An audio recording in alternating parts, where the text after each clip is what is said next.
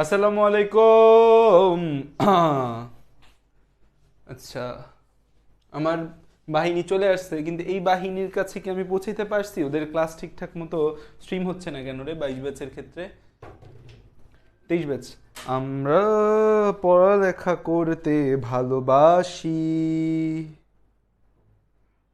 Two আসছো না, স্বাধীনতা টু? আমরা পড়ালেখা করতে ভালোবাসি। পড়ালেখা আমাদের আবেগ, পড়ালেখা আমাদের বেগ, পড়ালেখা আমাদের আবেগ, পড়ালেখা আমাদের বেগ। পড়ালেখার মাঝে আমরা থাকতে চাই বেঁচে। আহা, আমরা পড়ালেখা করতে ভালোবাসি। ঠিক বলছি না? আমরা পড়ালেখা করতে ভালোবাসি না? চিল্লায় বলেন ঠিক কিনা।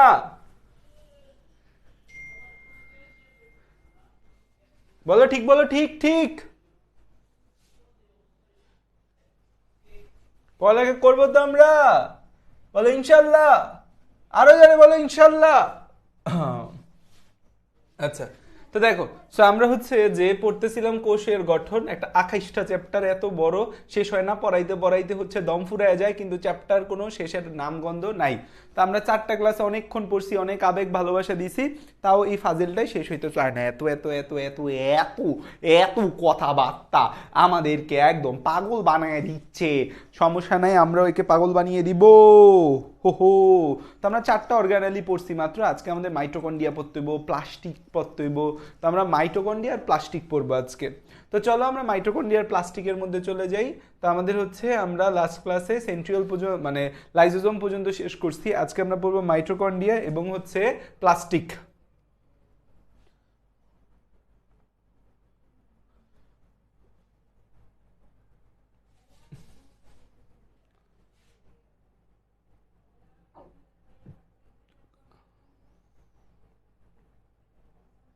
এক্সপোজার লকটা অফ করতে হবে না, নাহলে হচ্ছে যে রূপের আগুন জ্বলতে থাকবে। Exposure lock on. ভাইয়া আমার জোমেন্ট ডাকানা, জোমেন্ট ডাকানা মানে কি? সবাই বঙ্গবাজারে ব্যবসায়ীদের জন্য দোয়া করো। এটা আসলে খুব খারাপ একটা ইনসিডেন্ট দেশের, মানে আমার ফ্যামিলিতে আমি হচ্ছে যে ব্যবসায়ী মানুষ দেখেছি। তো তো কাপড়ের ব্যবসায়ী আমার এক খালাতো ভাই আছে। তো কাপড়ের ব্যবসায়ীরা বেসিক্যালি যে কাজটা করে সেটা হচ্ছে রমজানের আগে তারা হচ্ছে, বেসিক্যালি রমজানের ঈদটাই তাদের হচ্ছে কাপড়ের ব্যবসার মেইন সিজন। তো তারা হচ্ছে ধার দেনা কর্জ করে নানা জায়গা থেকে টাকা পয়সা ধার করে তারা হচ্ছে কাপড় তুলে রাখে, যত পারে, যত টাকার পারে তোলে, তোলে ওইটা বিক্রি করে সেগুলো পরিশোধ করে। কিন্তু হচ্ছে যে এবার তো তাদের অবস্থা একদম খারাপ হয়ে গেছে। এটা আসলে আমাদের দেশের জন্য একটা হচ্ছে মানে আমাদের দেশে ধরো বঙ্গবাজার, নিউ মার্কেট, কারওয়ান বাজার, চক বাজার, এইসব জায়গার সিচুয়েশন এত বাজে, এসব জায়গায় যে এত অপরিকল্পিতভাবে ব্যবসায়িক সেন্টারগুলো গড়ে উঠছে, এগুলো আসলে যে কোনো টাইমেই হচ্ছে এগুলো অ্যালার্মিং এবং আগুন ধরে যাওয়ার মতো। ঠিক আছে। আচ্ছা, তো চলো আমরা পড়াশোনা শুরু করি। কিছু করার নেই, এখন আমাদের কাজ হচ্ছে চাইয়া চাইয়া দেখা আর হচ্ছে যে দোয়া করা, এছাড়া আমাদের হচ্ছে কিছু করার নেই।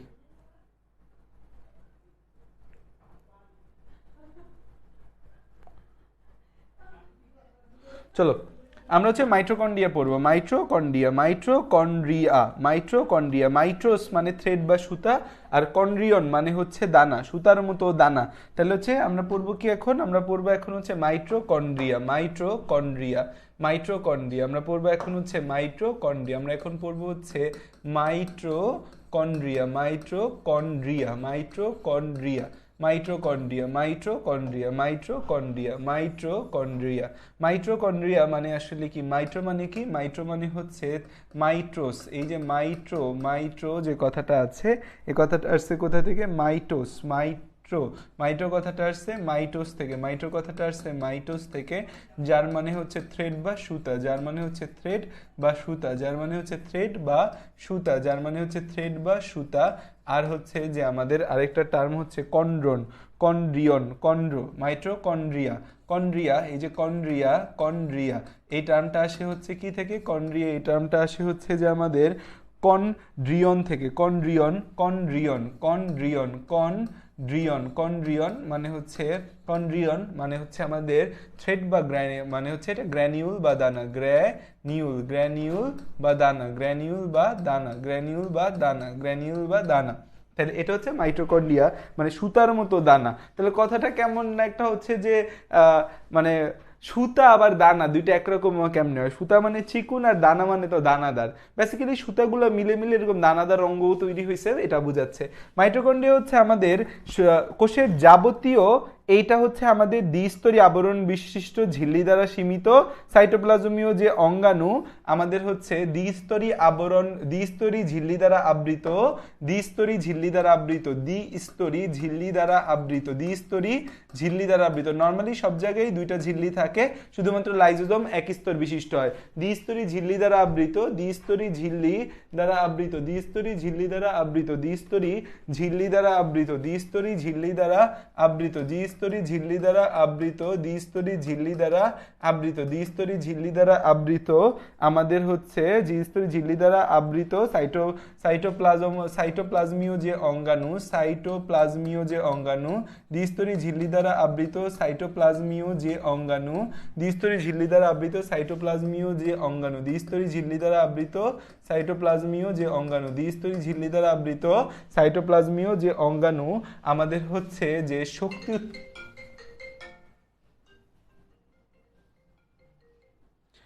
হ্যাঁ সঙ্গীতা খালা, ওয়ালাইকুম আসসালাম। শোনেন, কালকে আমার 25 পিস পেঁয়াজু, 25 পিস বেগুনি, 25 পিস আলুর চপ লাগবে, ঠিক আছে? আর কিছু লাগবে না, 25 পিস 25 পিস করে লাগবে। আর আপনার কাছে চাকু টাকু এগুলো আছে না? আচ্ছা, আমি হচ্ছে কিছু ফলমূল নিয়ে আসবো, এগুলো মানে কাইটা দিতে হবে, ঠিক আছে? আর বিকালে আমি লোক পাঠিয়ে দিব, এগুলো 25 পিস 25 পিস করে দিয়ে দিন, হ্যাঁ? স্যারদের খাওয়াবো। আচ্ছা খালা।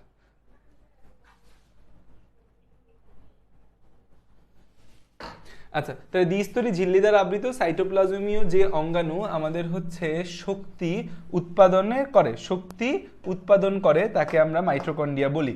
শক্তি উৎপাদন করে তাদেরকে আমরা মাইটোকন্ড্রিয়া বলি। শক্তি উৎপাদন করে, শক্তি উৎপাদন করে তাকে মাইটোকন্ড্রিয়া বলে, তাকে মাইটোকন্ড্রিয়া বলে, তাকে মাইটোকন্ড্রিয়া বলে, তাকে মাইটোকন্ড্রিয়া বলে, তাকে মাইটোকন্ড্রিয়া বলে, তাকে মাইটোকন্ড্রিয়া বলে, তাকে মাইটোকন্ড্রিয়া বলে।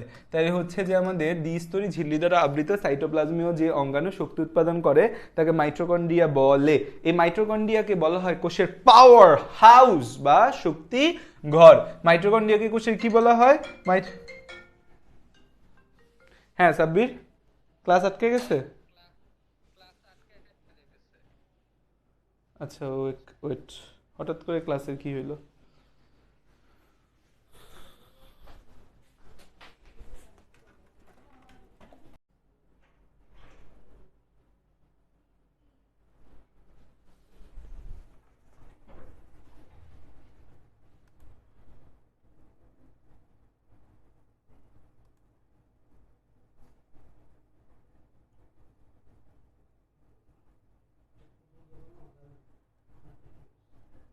এখন ঠিক আছে? কেউ বলে আটকাইতেছে, কেউ বলে আটকাইতেছে না, তাহলে আমি শুনবো কার কথা? এখন ঠিক আছে, এখন আমার নেট চেঞ্জ করছি।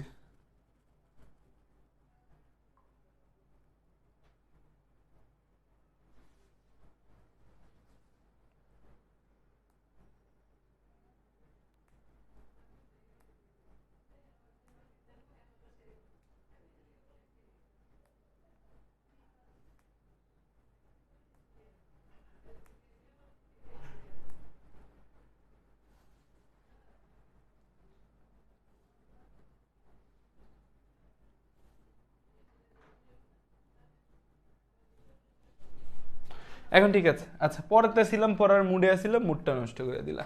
আচ্ছা দেখো, দ্বিস্তরী ঝিল্লি দ্বারা আবৃত সাইটোপ্লাজমে যে অঙ্গাণু শক্তি উৎপন্ন করে তাকে আমরা বলি মাইটোকন্ড্রিয়া। তো এখান থেকে একটা খ নাম্বারের প্রশ্ন আসে এবং হচ্ছে এমসিকিউতেও বলে কোনটি অঙ্গাণুকে পাওয়ার হাউস বলা হয়। তো আমাদের এই প্রশ্নটা খ নাম্বারে আসে, মাইটোকন্ড্রিয়াকে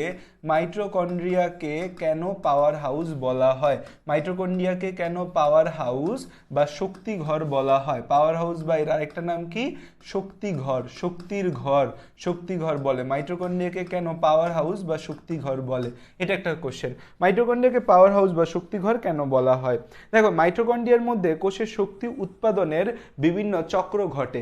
মাইটোকন্ড্রিয়াতে কোষের শক্তি উৎপাদনের উত্তর হচ্ছে মাইটোকন্ড্রিয়াতে কোষের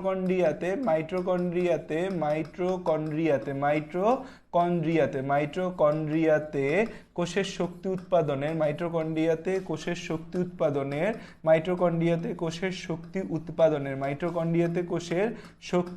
উৎপাদনের বিভিন্ন চক্র ঘটে। মাইটোকন্ড্রিয়াতে কোষের শক্তি উৎপাদনের বিভিন্ন চক্র ঘটে। মাইটোকন্ড্রিয়াতে কোষের শক্তি উৎপাদনের বিভিন্ন চক্র ঘটে।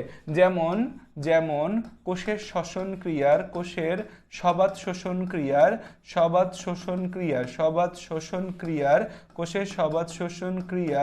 গ্লাইকোলাইসিস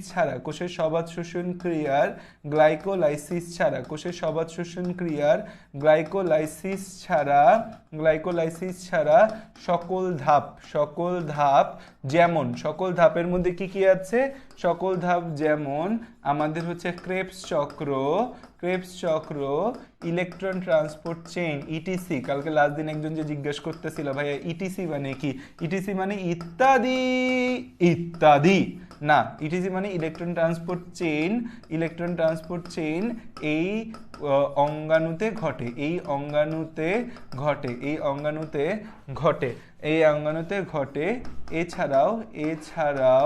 এছাড়াও এখানে ফ্যাটি অ্যাসিড চক্র মানে ফ্যাট থেকে বা লিপিড থেকে শক্তি উৎপাদন হয়, ফ্যাটি অ্যাসিড চক্র ঘটে।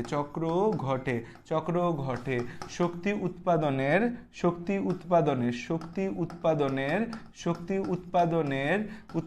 সাথে জড়িত বলে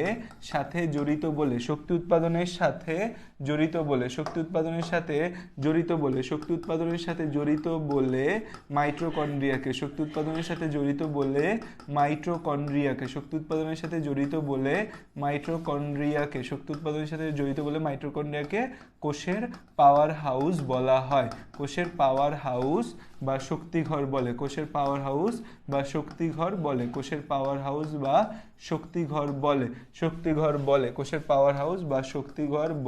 ঠিক আছে, কোষের পাওয়ার হাউস বা শক্তি ঘর বলে।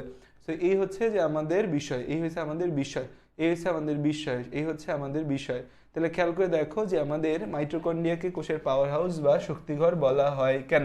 মাইটোকন্ড্রিয়াকে কোষের পাওয়ার হাউস বা শক্তিঘর বলে কারণ মাইটোকন্ড্রিয়াতে কোষের শক্তি উৎপাদনের বিভিন্ন চক্র বা ধাপ ঘটে, যেমন কোষের সবাত শোষণ ক্রিয়া, গ্লাইকোলাইসিস ছাড়া সকল ধাপ ক্রেবস চক্র, ইলেকট্রন ট্রান্সপোর্ট চেইন এই অঙ্গাণুতে ঘটে। এবং হচ্ছে এছাড়াও ফ্যাট থেকে শক্তি উৎপাদনের যে চক্রিয়া ফ্যাটি অ্যাসিড চক্র সেটাও আমাদের এই অঙ্গাণুতেই ঘটে, ঠিক আছে। সেই জন্য একে কি বলা হয়, এই জন্য হচ্ছে যে আমাদের একে শক্তি ঘর বা পাওয়ার হাউস বলে। এই মাইটোকন্ড্রিয়াটা সাইজে যথেষ্ট বড়, কোষের মোট আয়তনের প্রায় 20 ভাগ হচ্ছে মাইটোকন্ড্রিয়া, কোষের মোট আয়তনের 20 ভাগ এরা হচ্ছে আমাদের মাইটোকন্ড্রিয়াটা কি কোষের মোট আয়তনের 20 ভাগ, কোষের মোট আয়তনের 20 ভাগ, কোষের মোট আয়তনের 20 ভাগ, কোষের মোট আয়তনের 20 ভাগ, কোষের যে আয়তন আছে সেই আয়তনের 20 ভাগ, কোষের মোট আয়তনের 20 ভাগ, কোষের মোট আয়তনের 20 ভাগ, কোষের মোট আয়তনের 20 ভাগ, কোষের মোট আয়তনের 20 ভাগ, কোষের মোট আয়তনের 20 ভাগ, কোষের মোট আয়তনের 20 ভাগ হচ্ছে আমাদের কি, কোষের মোট আয়তনের 20 ভাগ হচ্ছে আমাদের মাইটোকন্ড্রিয়া, কোষের মোট আয়তনের 20 ভাগ হচ্ছে আমাদের মাইটোকন্ড্রিয়া।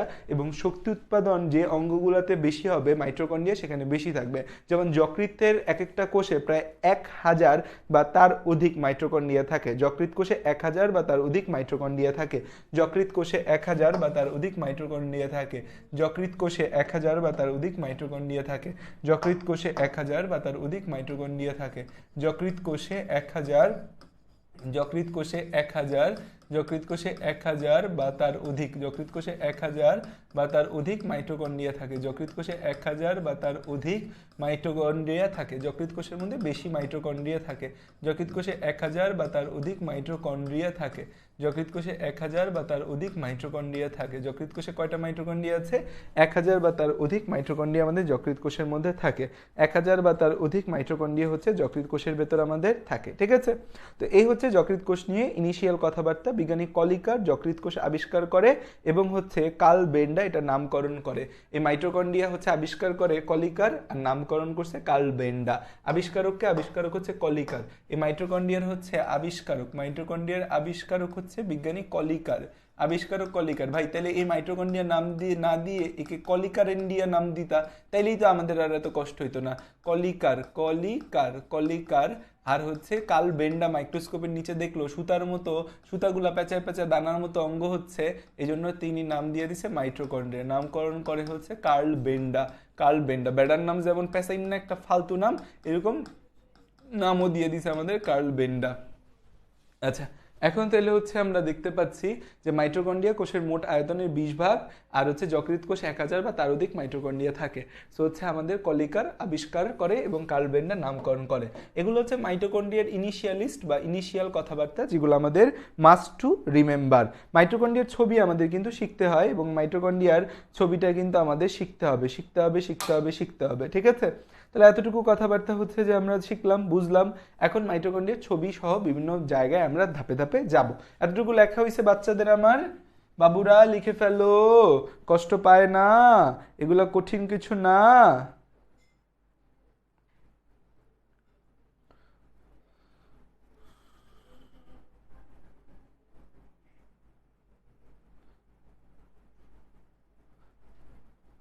এখন তো নেটে কোনো ঝামেলা হওয়ার কথা না বাবা।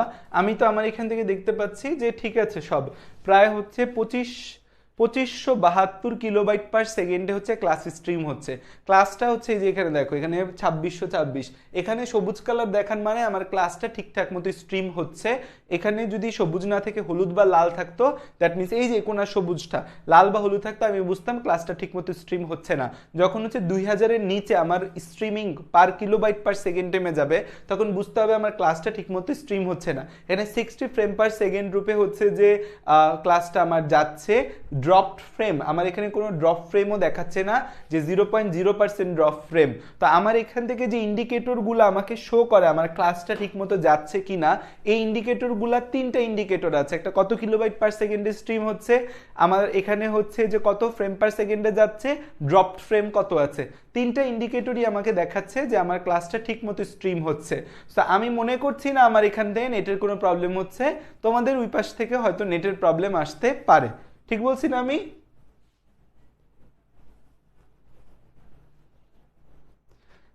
না সমস্যা না, আমার এখান থেকে কোনো সমস্যা না ভাই।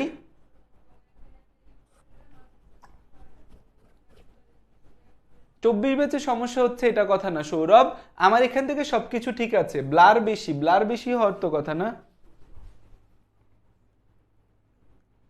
ব্লার কেন হবে ক্লাস? ক্লাস তো একদম ক্রিস্টাল ক্লিয়ার। এই বলো তো ক্লাস ক্লিস্টার ক্লিয়ার না? আমি তো দেখতে পাচ্ছি এখান থেকে ক্লিস্টার ক্লিয়ার। হয়তো তোমাদের কারো নেটে প্রবলেম হচ্ছে বাবা, আমার এখান থেকে সবকিছু ঠিক আছে।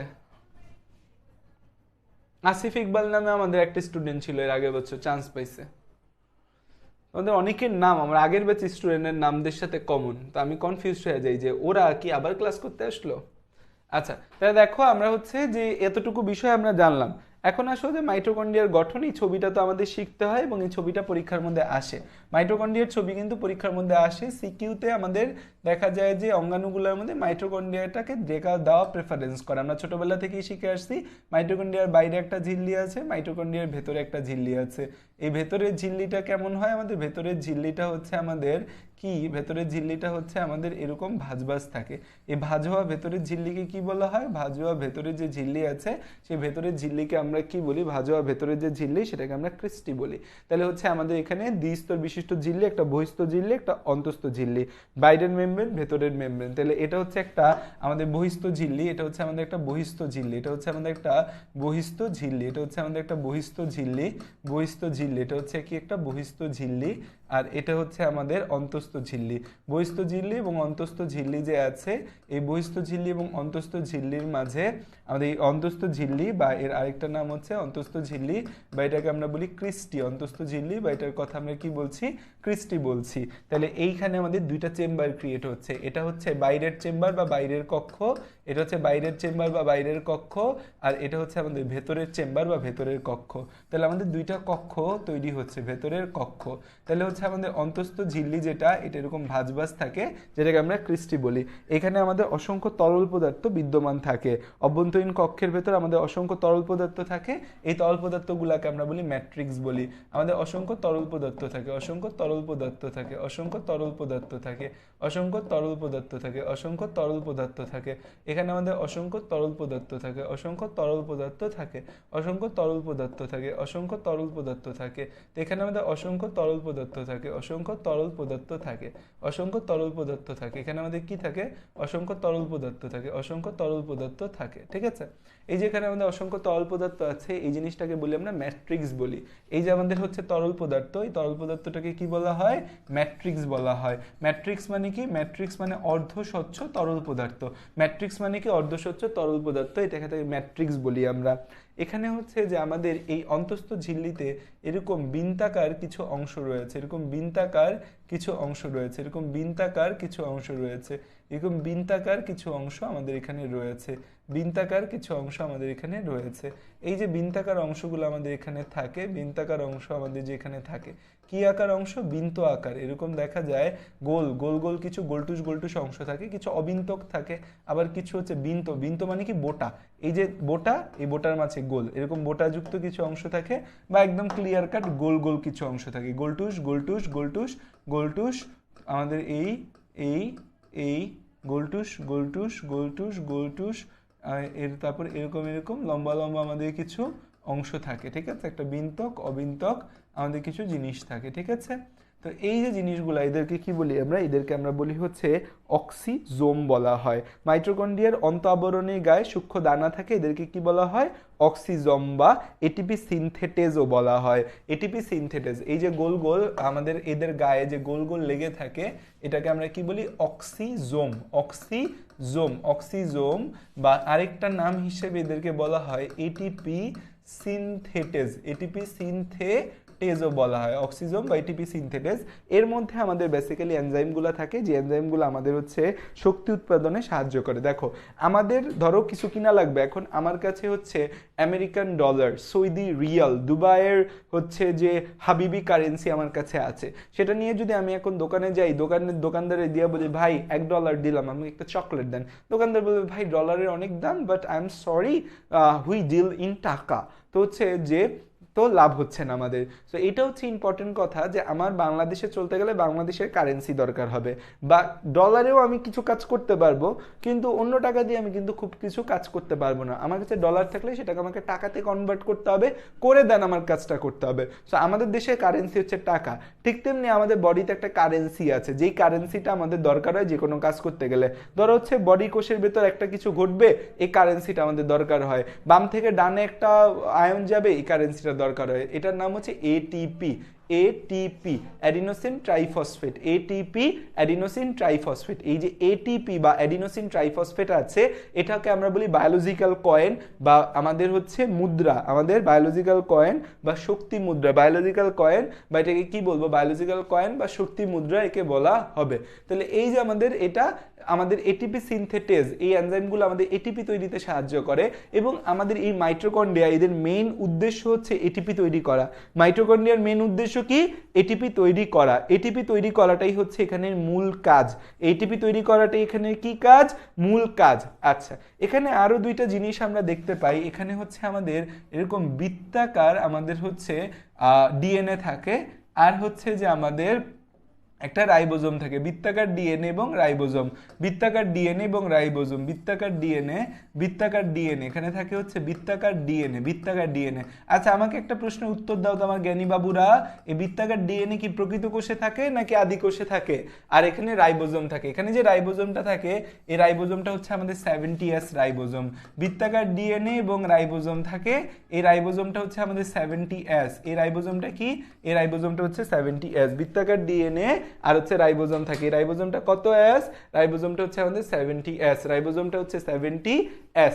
তাহলে খেয়াল করে দেখো আমরা দেখতে পাচ্ছি বৃত্তাকার ডিএনএ আছে, রাইবোজোম আছে, ম্যাট্রিক্স বিদ্যমান আছে, ভেতরের কক্ষ, বাইরের কক্ষ, অন্তঃস্থ ঝিল্লি, বহিঃস্থ ঝিল্লি, অক্সিজম। এইটা হচ্ছে একটা মাইটোকন্ড্রিয়ার perfect picture which you should draw in the exam. ঠিক আছে, তাহলে এটা কিসের ছবি? চিত্র হচ্ছে মাইটোকন্ড্রিয়া। চিত্র কিসের?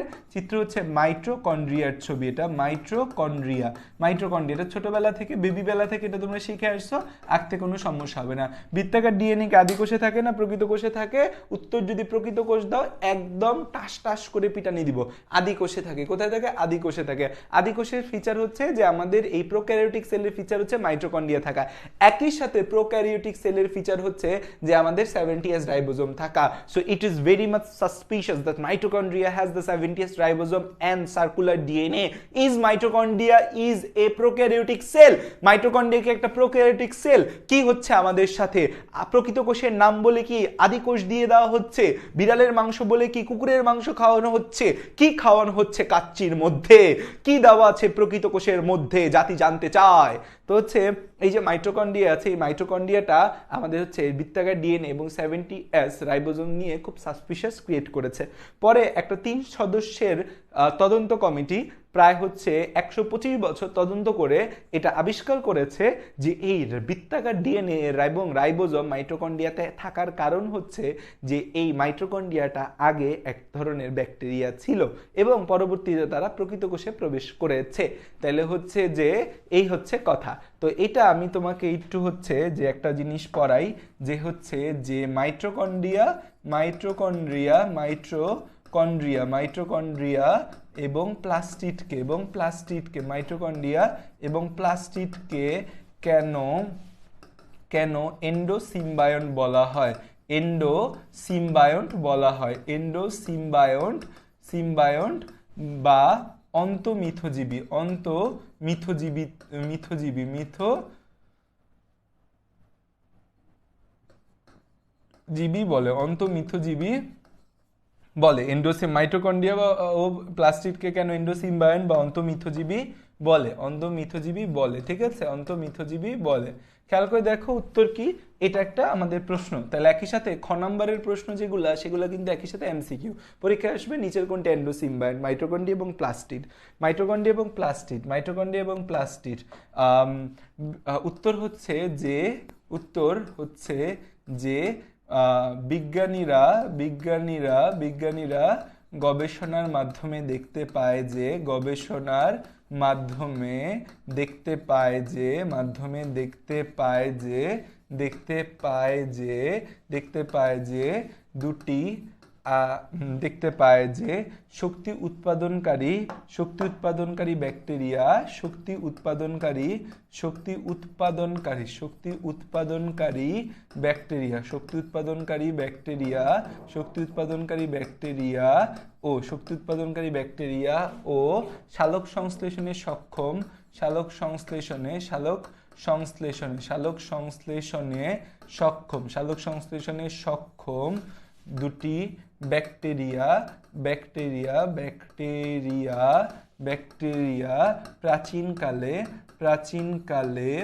আদি কোষের ভেতর, আদি কোষের প্রাচীনকালে প্রকৃত কোষে প্রবেশ করে, প্রকৃত কোষে প্রবেশ করে, প্রকৃত কোষে প্রবেশ করে, প্রকৃত কোষে প্রবেশ করে, প্রবেশ করে আশ্রয় নেয়, প্রবেশ করে আশ্রয় নেয় এবং প্রবেশ করে আশ্রয় নেয় এবং প্রবেশ করে আশ্রয় নেয় এবং প্রবেশ করে আশ্রয় নেয় এবং এবং যে কাজটা করে এবং হচ্ছে প্রকৃত কোষে আমাদের হচ্ছে প্রাচীনকালে প্রকৃত কোষে প্রবেশ করে আশ্রয় নেয় এবং নেক্সট যে কাজটা করে, কি কাজ করে, আশ্রয় নেওয়ার পাশাপাশি নেক্সট যে কাজটা করে সেই কাজটা হচ্ছে আশ্রয় নেয় এবং শক্তি উৎপাদন ও সালোক সংশ্লেষণ করতে থাকে। শক্তি উৎপাদন ও সালোক সংশ্লেষণে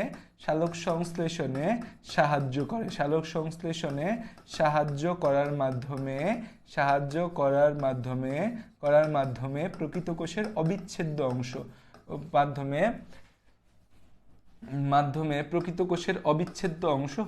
প্রকৃত কোষের অবিচ্ছেদ্য অংশ হয়ে যায়। প্রকৃত কোষের অবিচ্ছেদ্য অংশ হয়ে যায়। প্রকৃত কোষের অবিচ্ছেদ্য অংশ হয়ে যায়। প্রকৃত কোষের অবিচ্ছেদ্য অংশ হয়ে যায়। প্রকৃত কোষের অবিচ্ছেদ্য অংশ হয়ে যায়।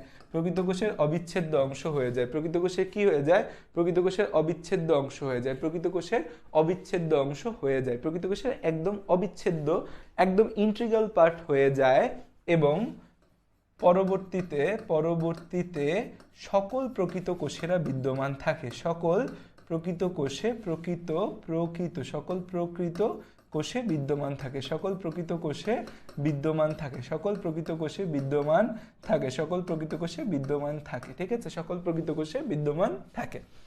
এই আমরা হচ্ছে শক্তি উৎপাদনকারী ব্যাকটেরিয়াটার পরবর্তীতে নাম হয়ে যায় শক্তি উৎপাদনকারী যে ব্যাকটেরিয়া তার নাম হয়ে যায় মাইটোকন্ড্রিয়া। শক্তি উৎপাদনকারী ব্যাকটেরিয়াটার নাম হয়ে যায় হচ্ছে মাইটোকন্ড্রিয়া।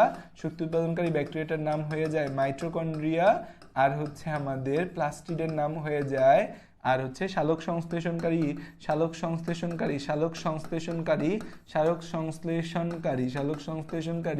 ব্যাকটেরিয়ার নাম হয়ে যায় হচ্ছে আমাদের প্লাস্টিড। এবং হচ্ছে যে এরা হচ্ছে যে এই আদিকোষী এবং প্রকৃতকোষী জীব, একে অপরের আদিকোষ এবং প্রকৃত আদিকোষী জীব ও প্রকৃত কোষ আদিকোষী, মানে এরা একে অপরের উপকার করে এবং উপকার করার কারণে এই প্লাস্টিড এবং মাইটোকন্ড্রিয়া এই আদিকোষী জীব দুটি এই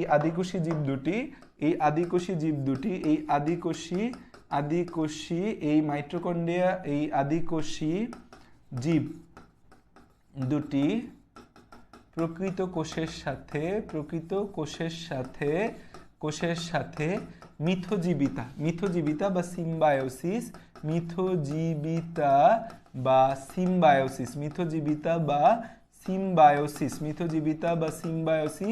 করে বলে আমাদের হচ্ছে এই মাইটোকন্ড্রিয়া ও প্লাস্টিডকে মাইটোকন্ড্রিয়া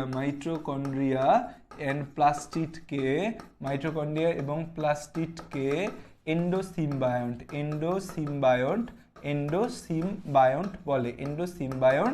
বলে।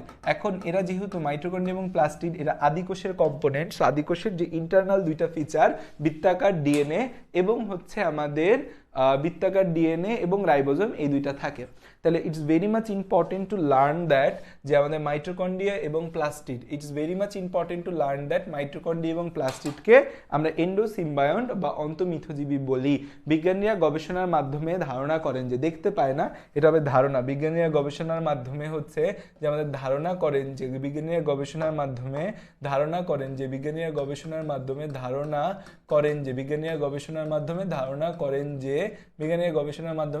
করেন যে আমাদের এই যে প্রকৃত কোষের ভেতর, যখন প্রকৃত কোষ সৃষ্টি হলো, প্রকৃত কোষের ভেতর দুইটা ব্যাকটেরিয়া আশ্রয় নেয়। একটা হচ্ছে শক্তি উৎপাদনকারী ব্যাকটেরিয়া এবং সালোক সংশ্লেষণকারী ব্যাকটেরিয়া, এবং প্রকৃত কোষেরও এই দুইটা ফিচার প্রয়োজন ছিল। তো তখন একে অপরের ইন্টিগ্রাল পার্ট বা একদম খুব ইম্পর্টেন্ট জিনিস হয়ে যায়। পরবর্তীতে যত ওই প্রকৃত কোষটা ভেঙে যত প্রকৃত কোষ তৈরি হলো, সকলের ভেতরে এই শক্তি উৎপাদনকারী ব্যাকটেরিয়া এবং সালোক সংশ্লেষ সক্ষম ব্যাকটেরিয়াগুলো রয়ে গেল এবং অন্তর্নিহিত পার্ট হয়ে গেল, কেউ কারো ক্ষতি করলো না। এখন এদের নামটাই পরবর্তীতে শক্তি উৎপাদনকারী ব্যাকটেরিয়ার নামটা মাইটোকন্ড্রিয়া এবং সালোক সংশ্লেষণকারী ব্যাকটেরিয়ার নাম প্লাস্টিড হয়ে যায়, এবং এরা কোষের ভেতরে থেকে কোষের উপকার করে বলে একে অন্তঃমিথজীবী বা এন্ডোসিম্বায়ন্ট বলা হয়। এবং হচ্ছে এই বৃত্তাকার ডিএনএ এবং রাইবোজোম, এটা কিন্তু হচ্ছে আদিকোষীয় বৈশিষ্ট্য। এই মাইটোকন্ড্রিয়ার নিজস্ব বৃত্তাকার ডিএনএ এবং রাইবোজোম আছে।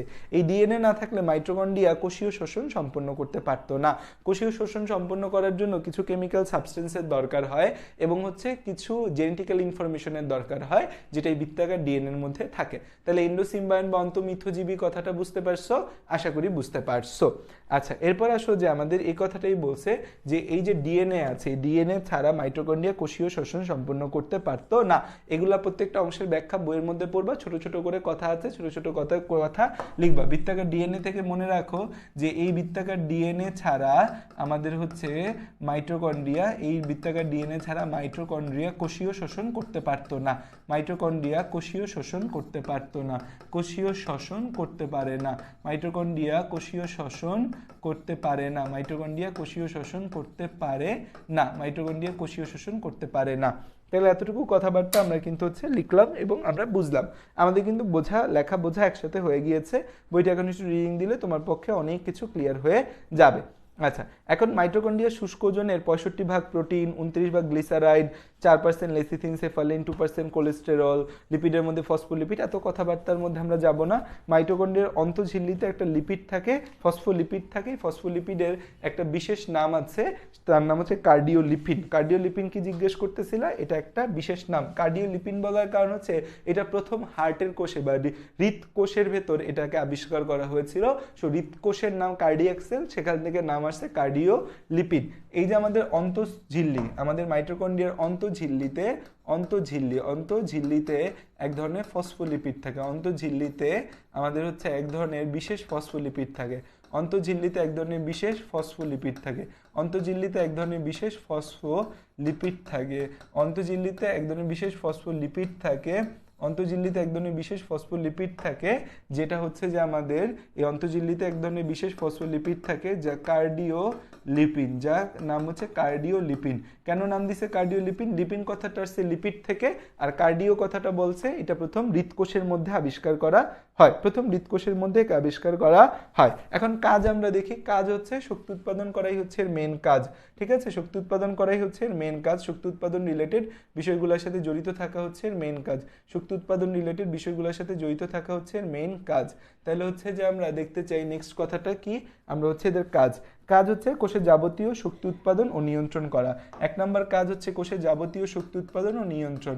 এক নম্বর কাজ হচ্ছে কোষের যাবতীয় শক্তি উৎপাদন, কোষের যাবতীয় শক্তি উৎপাদন ও নিয়ন্ত্রণ, কোষের যাবতীয় শক্তি উৎপাদন ও নিয়ন্ত্রণ, যাবতীয় শক্তি উৎপাদন ও নিয়ন্ত্রণ, কোষের যাবতীয় শক্তি উৎপাদন ও নিয়ন্ত্রণ, কোষের যাবতীয় শক্তি উৎপাদন ও নিয়ন্ত্রণ, কোষের যাবতীয় শক্তি উৎপাদন ও নিয়ন্ত্রণ, কোষের যাবতীয় শক্তি উৎপাদন এবং নিয়ন্ত্রণ এক নম্বর বিষয়। দুই নম্বর বিষয় হচ্ছে শ্বসনের জন্য প্রয়োজনীয় এনজাইম এবং কোএনজাইম ধারণ করা। যেহেতু এখানে শ্বসনের বিভিন্ন ধাপ ঘটবে, তো শ্বসনের জন্য যাবতীয় এনজাইম কোএনজাইম ধারণ করা। শ্বসনের জন্য যত ধরনের এনজাইম কোএনজাইম লাগবে সেগুলো ধারণ করা, যাবতীয় এনজাইম এবং কোএনজাইম। বলো যে ভাই এনজাইম মানে বুঝলাম, যেটা হচ্ছে যে এনজাইম মানে কি? এনজাইম মানে এক প্রকারের প্রভাবক। এনজাইমকে বলা হয় বায়োলজিক্যাল ক্যাটালিস্ট। ঠিক আছে, enzyme and coenzyme, enzyme and coenzyme, enzyme এবং কোএনজাইম, এনজাইম এবং কোএনজাইম। ঠিক আছে, শ্বসনের জন্য যাবতীয় এনজাইম ও কোএনজাইম, শ্বসনের জন্য যাবতীয় এনজাইম ও কোএনজাইম, শ্বসনের জন্য যাবতীয় এনজাইম ও কোএনজাইম ধারণ করে। কারণ এর মধ্যে কি ঘটবে? এর মধ্যে বিভিন্ন শ্বসন ক্রিয়া এর মধ্যে ঘটে। শ্বসনের বিভিন্ন ধাপ, ক্রেবস চক্র, ইলেকট্রন ট্রান্সপোর্ট চেন, শ্বসনের বিভিন্ন ধাপ ঘটে। কি কি ধাপ ঘটে? সবাত শ্বসনের যতগুলা ধাপ আছে, শ্বসনের বিভিন্ন ধাপ, শ্বসনের বিভিন্ন ধাপ। কি কি ধাপ আছে শ্বসনের বিভিন্ন ধাপ আছে, শ্বসনের বিভিন্ন ধাপ আছে। একটা হচ্ছে ক্রেবস চক্র, ইলেকট্রন ট্রান্সপোর্ট চেইন, শ্বসনের বিভিন্ন ধাপ আছে। এক নম্বর ধাপ হচ্ছে ক্রেবস চক্র, দুই নম্বর ধাপ হচ্ছে ইলেকট্রন ট্রান্সপোর্ট চেইন, তিন নম্বর হচ্ছে অক্সিডেটিভ ফসফোরাইলেশন, অক্সিডেটিভ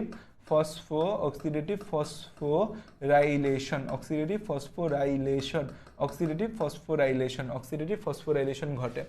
এখন এই কথাটা আমাদের নেক্সট আসবে যে ফসফোরাইলেশন মানে কি। ফসফোরাইলেশন মানে হচ্ছে কোনো কিছুর সাথে ফসফেট যুক্ত করা, বেসিক্যালি এডিপির সাথে ফসফেট যুক্ত করে এটিপি তৈরি। এই কথাটা আমি একটু বলে রাখি। ফসফোরাইলেশন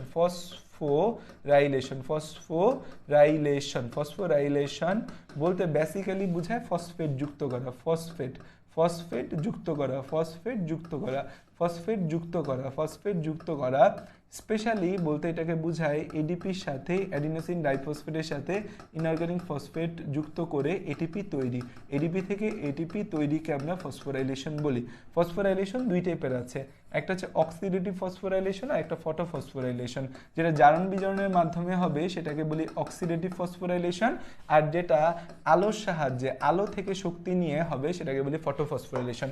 অক্সিডেটিভ ফসফোরাইলেশন হবে মাইটোকন্ড্রিয়াতে, অক্সিডেটিভ ফসফোরাইলেশন হবে মাইটোকন্ড্রিয়াতে, আর হচ্ছে আমাদের ফটোফসফোরাইলেশন হবে প্লাস্টিকে। প্লাস্টিকে ফটোফসফোরাইলেশন হবে মানে প্লাস্টিডে ফটোফসফোরাইলেশন হবে। তাহলে ফসফোরাইলেশন মানে কি? ফসফোরাইলেশন মানে হচ্ছে ফসফেট যুক্ত করা কোনো জায়গার সাথে, তো এডিপির সাথে ইনঅর্গানিক ফসফেট যুক্ত করে এটিপি তৈরি, এটাকেই বেসিক্যালি আমরা ফসফোরাইলেশন বলি। এটাকে আমরা কি বলি? এটাকে আমরা বেসিক্যালি ফসফোরাইলেশন বলি। এই যে বেসিক্যালি আমরা ফসফোরাইলেশন বলি,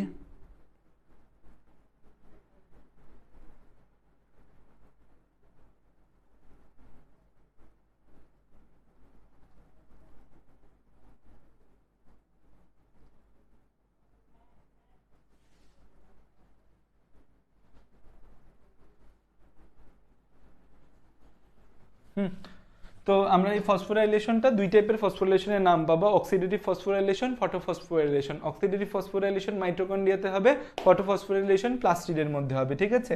ফটোফসফোরাইলেশন হচ্ছে প্লাস্টিডের মধ্যে হবে।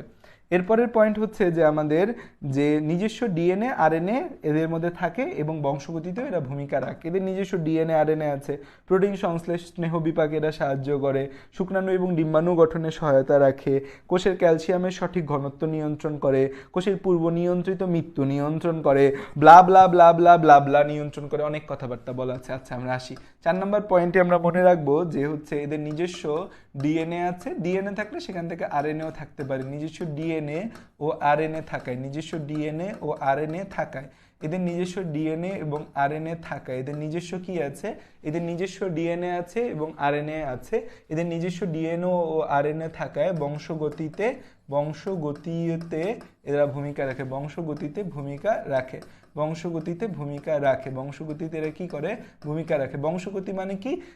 বংশগতি মানে হচ্ছে যে বাপের বৈশিষ্ট্য পোলাতে যাবে, পোলার বৈশিষ্ট্য তার পোলাতে যাবে, তার পোলার বৈশিষ্ট্য তার পোলাতে যাবে, মানে ছেলের ঘরের নাতির মানে বাপের থেকে ছেলে, ছেলে থেকে নাতি, নাতি থেকে পুতি, এভাবে বৈশিষ্ট্যগুলা যে ধারাবাহিক বিকাশ, ধারাবাহিক যে যাওয়া, সেটাকে আমরা বলি বংশগতি বলি। প্রোটিন সংশ্লেষ ও স্নেহ বিপাকে সাহায্য করে, প্রোটিন সংশ্লেষ ও স্নেহ বিপাকে সাহায্য করে, প্রোটিন সংশ্লেষ ও স্নেহ বিপাকে সাহায্য করে, প্রোটিন সংশ্লেষ ও স্নেহ বিপাকে সাহায্য করে, প্রোটিন সংশ্লেষ ও স্নেহ বিপাকে সাহায্য করে, প্রোটিন সংশ্লেষ ও স্নেহ বিপাকে সাহায্য করে, প্রোটিন সংশ্লেষ করে এবং স্নেহ বিপাকে সাহায্য করে। বিপাক মানে কি? ভাঙা গড়া, দুইটাকে আমরা বলি বিপাক। তাই প্রোটিন সংশ্লেষ স্নেহ বিপাকে সাহায্য করে। আমার ফেভারিট পয়েন্ট হচ্ছে এটা, আমার ফেভারিট পয়েন্ট হচ্ছে এটা, এই দুইটা আমার ফেভারিট পয়েন্ট। 6 নম্বরে আমার একটা ফেভারিট পয়েন্ট লিখবো বা ইম্পর্টেন্ট পয়েন্ট লিখবো, সেটা হচ্ছে যে কোষের বিভিন্ন অংশে ক্যালসিয়াম আয়নের ঘনত্ব নিয়ন্ত্রণে শুক্রাণু ডিম্বাণু গঠনে সাহায্য করে, শুক্রাণু এবং ডিম্বাণু গঠনে সাহায্য করে। শুক্রাণু এবং ডিম্বাণু তো প্রাণী কোষের সবচেয়ে গুরুত্বপূর্ণ জিনিস না? এটা না থাকলে হচ্ছে যে প্রাণী মানে জীবকোষ থাকবেই না। তো শুক্রাণু ডিম্বাণু গঠনে সাহায্য করে। আমাদের বডিতে ক্যালসিয়াম খুব ইম্পর্টেন্ট একটা জিনিস, বোনসের ভেতর ক্যালসিয়াম থাকে, আমাদের বডির নানা জায়গায় ক্যালসিয়াম থাকে। সো কোষের ক্যালসিয়ামের ঘনত্ব নিয়ন্ত্রণে সাহায্য করে, কোষের ক্যালসিয়াম ঘনত্ব নিয়ন্ত্রণে সাহায্য করে, কোষের ক্যালসিয়াম ঘনত্ব নিয়ন্ত্রণে সাহায্য করে, কোষের ক্যালসিয়াম ঘনত্ব নিয়ন্ত্রণে সাহায্য করে, কোষের ক্যালসিয়াম ঘনত্ব নিয়ন্ত্রণে সাহায্য করে, ক্যালসিয়ামের ঘনত্ব নিয়ন্ত্রণে সাহায্য করে। এরপর হচ্ছে আমাদের নেক্সট কথা হচ্ছে যে আমাদের নেক্সট পয়েন্ট হচ্ছে যে কোষের পূর্ব নির্ধারিত মৃত্যু বা অ্যাপোপ্টোসিস নিয়ন্ত্রণ করে, কোষের পূর্ব নির্ধারিত মৃত্যু বা অ্যাপোপ্টোসিস নিয়ন্ত্রণ করে। হ্যাঁ ভাই, আসসালামু আলাইকুম। আচ্ছা ভাই, আমি মেসেজ করে দিচ্ছি আপনাকে। ওকে ভাই।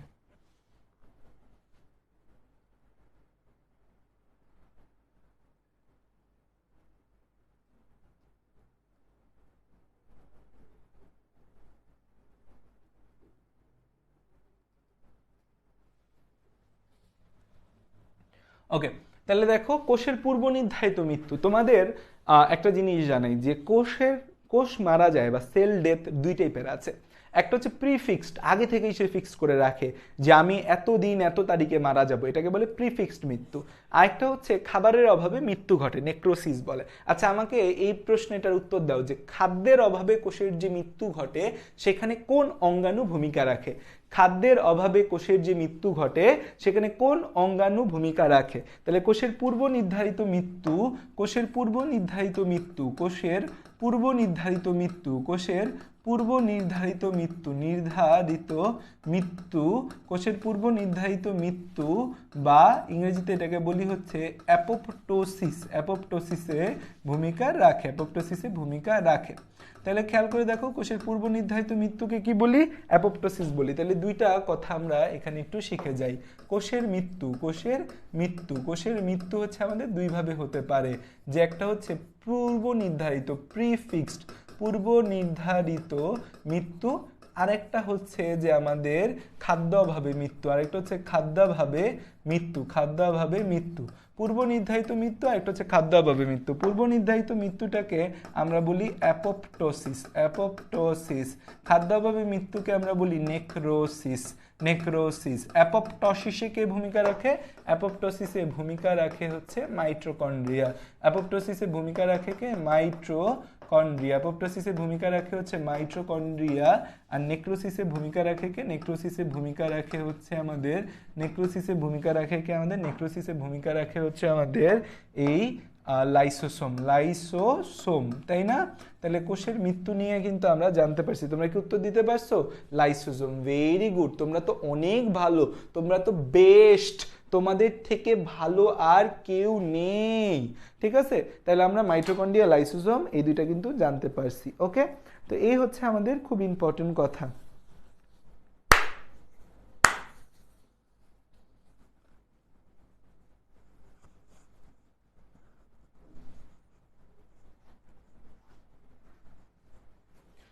ঠিক আছে, তাহলে এই কয়টা পয়েন্ট আমরা কাজ লিখে ফেলছি। কাজের পয়েন্টগুলো লেখা শেষ করো। এরপর হচ্ছে যে আমরা আরেকটা জিনিসও জানলাম, ওইটাও দেখাচ্ছি। কাজের পয়েন্টটা লেখো, আরেকটা জিনিস জানলাম সেটা দেখাচ্ছি। এরপর আরেকটা কথা আছে সেটা লেখার পর তারপর তোমরা হচ্ছে যে তোমাদের প্রবলেম এর সমাধান দেওয়া হবে।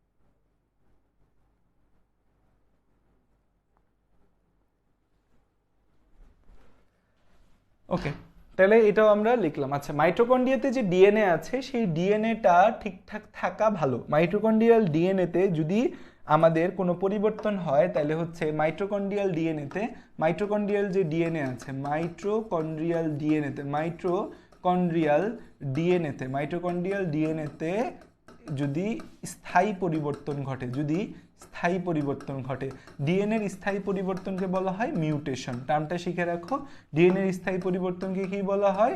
মিউটেশন। ডিএনএর স্থায়ী পরিবর্তনকে বলা হয় মিউটেশন।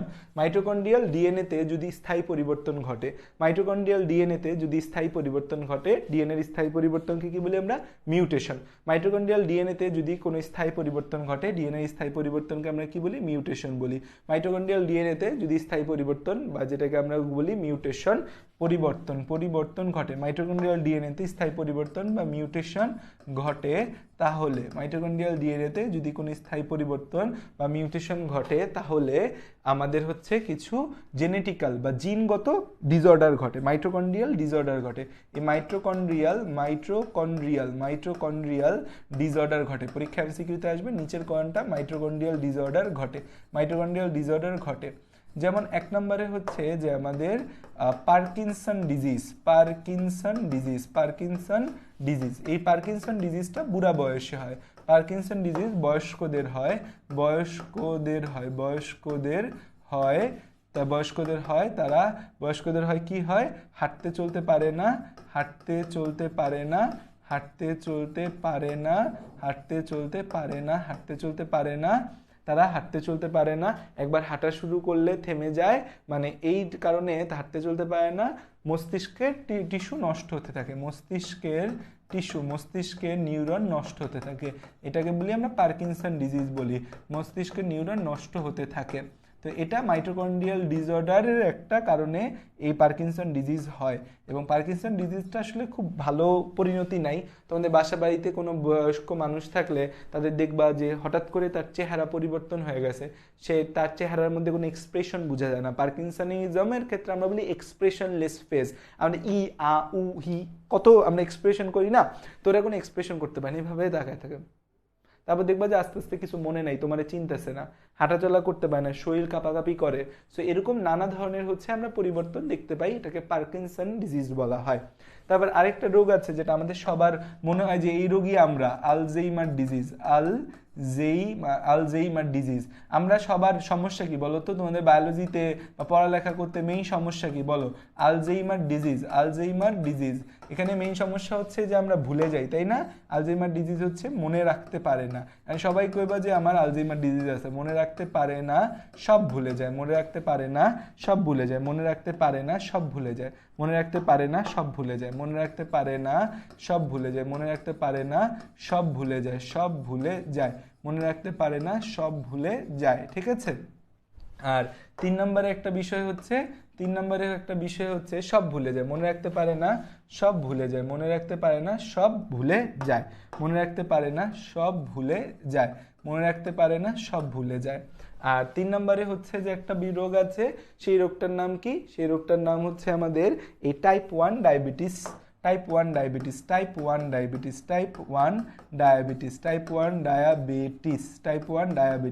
এই যে টাইপ 1 ডায়াবেটিস আছে, এই টাইপ 1 ডায়াবেটিস জিনিসটা কি? আমাদের হচ্ছে ডায়াবেটিস হয় যে আমাদের ডায়াবেটিস হয় কিসের অভাবে? ইনসুলিনের অভাবে। এই জন্য দেখবে ডায়াবেটিস হয় যাদের ইনসুলিন দেয়, কারণ বডিতে ইনসুলিন নেই, বাইরে থেকে ইনসুলিন দিব আমরা। তো এই ডায়াবেটিক্সটা যখন হচ্ছে ইয়াং এজে যাদের হয়, তাদের ক্ষেত্রে আমরা সেটাকে টাইপ 1 ডায়াবেটিস বলি। টাইপ 1 ডায়াবেটিসের জিনিসটা হচ্ছে যে তাদের এই আমাদের প্যানক্রিয়াস বা অগ্নাশয়ে আমাদের এই ইনসুলিন তৈরিকারী কোষটাই কম থাকে। ইনসুলিন তৈরিকারী যে কোষটা, সেটার সমস্যার কারণে যে ডায়াবেটিসটা হয় তাদের টাইপ 1 ডায়াবেটিস বলি। যে হচ্ছে ইনসুলিন উৎপাদনকারী কোষের অভাব থাকে তাদের ক্ষেত্রে ইনসুলিন উৎপাদনকারী কোষের কোষের অভাবে টাইপ 1 কোষের অভাব থাকে, এ কারণে টাইপ 1 ডায়াবেটিস হয়। ইনসুলিন উৎপাদনকারী কোষ হচ্ছে প্যানক্রিয়াস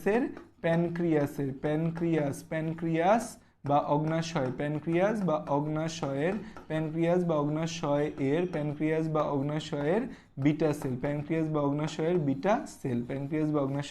বিটা সেল, ঠিক আছে? প্যানক্রিয়াস বা অগ্নাশয়ের বিটা সেল হচ্ছে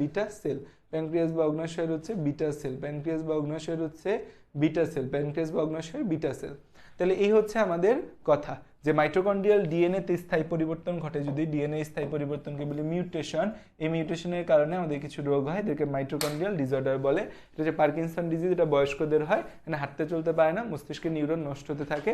অ্যালঝেইমার ডিজিজ, মনে রাখতে পারে না, সব ভুলে যায়। টাইপ 1 ডায়াবেটিস মেলাইটাস, ইনসুলিন উৎপাদনকারী কোষের অভাবে টাইপ 1 ডায়াবেটিস মেলাইটাস হয়। ইনসুলিন উৎপাদনকারী কোষ কি? প্যানক্রিয়াস বা অগ্নাশয়ের বিটা সেল, এটা যদি ধ্বংস হয়ে যায় তখন সেটাকে আমরা বলি হচ্ছে যে টাইপ 1 ডায়াবেটিস মেলাইটাস।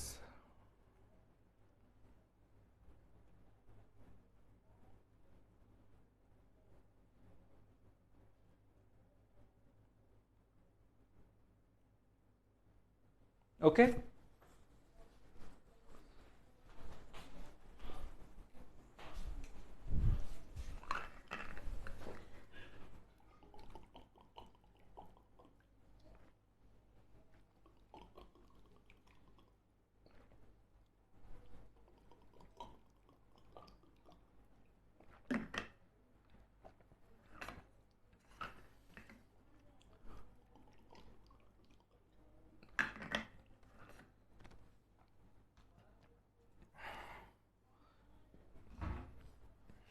ঠিক আছে?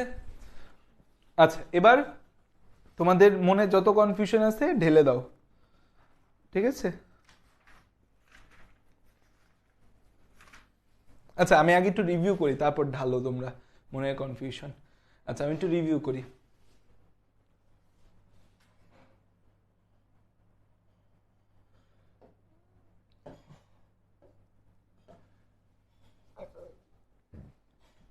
দেখো মাইটোকন্ড্রিয়া, মাইট্রো মানে কি? মাইট্রো মানে হচ্ছে মাইটোস কথাটা থেকে আসছে, যেটা থ্রেড বা সুতা বোঝায়, মাইটোস থ্রেড বা সুতা। আর কন্ড্রিয়া, কন্ড্রিয়া বলতে বোঝায় কন্ড্রিয়ন, যেটা দিয়ে গ্র্যানিউল বা দানা বোঝায়, এটাকে বলি মাইট্রোকন্ড্রিয়া। ঠিক আছে, তো হচ্ছে সুতার মতো দানাদার কিছু অংশ দেখতে পায়। এই দেখতে পায় কে? কলিকার নামক বিজ্ঞানী এটা আবিষ্কার করেন, এবং কার্ল বেন্ডা এটার নাম মাইটোকন্ড্রিয়া করণ করেন। এই মাইটোকন্ড্রিয়া হচ্ছে কোষের মোট আয়তনের প্রায় 20 ভাগ জায়গা দখল করে থাকে। That means mitochondria huge. কোষে এক বা একাধিক মাইটোকন্ড্রিয়া থাকতে পারে, যে কোষগুলো আমাদের হচ্ছে বেশি শক্তি উৎপাদন করতে হবে সেখানে বেশি মাইটোকন্ড্রিয়া থাকে। যেমন আমাদের বডির হচ্ছে যে অর্গানেলির মধ্যে, যকৃতের মধ্যে শক্তি উৎপাদনের বিষয়টা বেশি এবং যকৃতের মধ্যে অনেক রিয়াকশন ঘটে, সো যকৃতের মধ্যে 100 বা তার অধিক মাইটোকন্ড্রিয়া থাকে। মাইটোকন্ড্রিয়া একটা দ্বিস্তরী ঝিল্লি দ্বারা আবৃত একটা সাইটোপ্লাজমীয় অঙ্গাণু, সাইটোপ্লাজমীয় অঙ্গাণু যা শক্তি উৎপাদন করে তাকে মাইটোকন্ড্রিয়া বলে।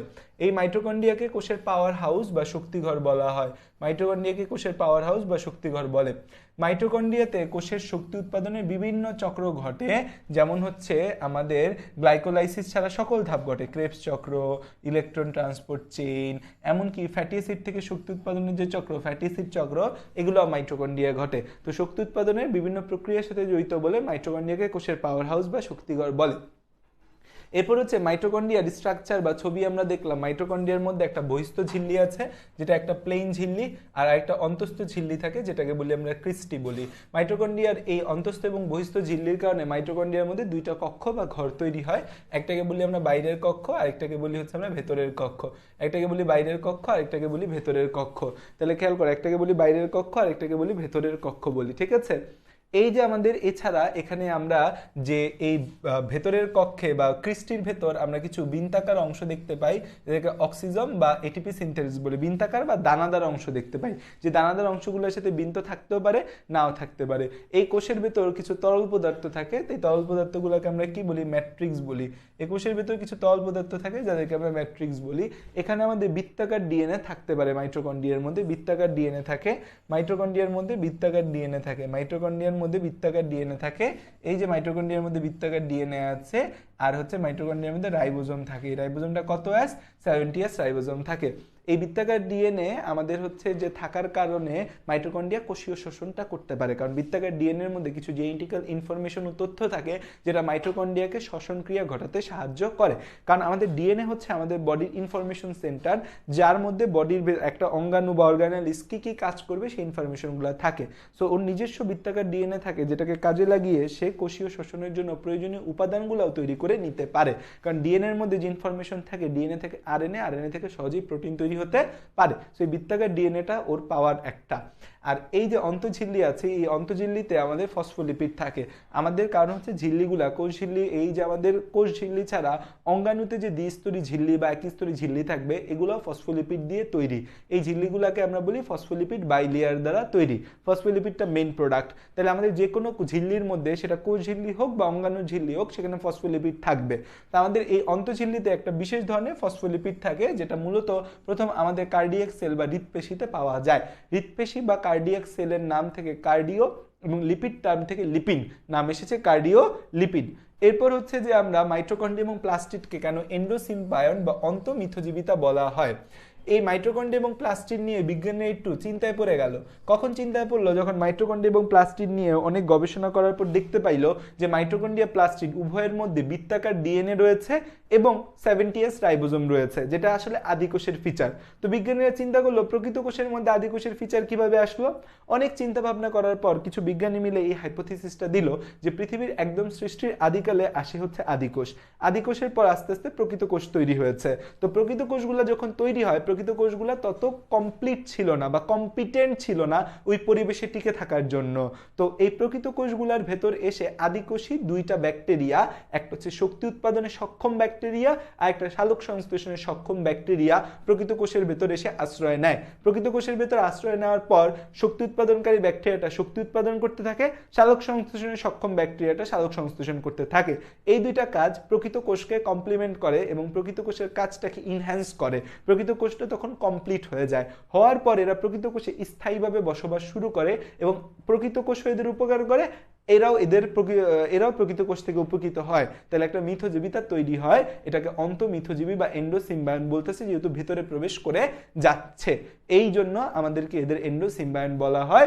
পরবর্তীতে শক্তি উৎপাদনকারী ব্যাকটেরিয়া যেটা ছিল সেটাকে বিজ্ঞানীরা মাইটোকন্ড্রিয়া এবং সালোক সংশ্লেষণকারী ব্যাকটেরিয়া যেটা ছিল সেটাকে প্লাস্টিড নামকরণ করে। এটা একটা হাইপোথিসিস বা মতবাদ, এই জন্য এদেরকে আমরা এন্ডোসিম্বায়ন বলি। এরপর হচ্ছে আমাদের কাজ, কোষের যাবতীয় শক্তি উৎপাদনের যত কাজ আছে তারা করে, যাবতীয় শক্তি উৎপাদন নিয়ন্ত্রণ করে, শ্বসনের জন্য যাবতীয় এনজাইম এন্ড কোএনজাইম ধারণ করে, শ্বসনের জন্য যত এনজাইম কোএনজাইম লাগবে এগুলো ধারণ করে।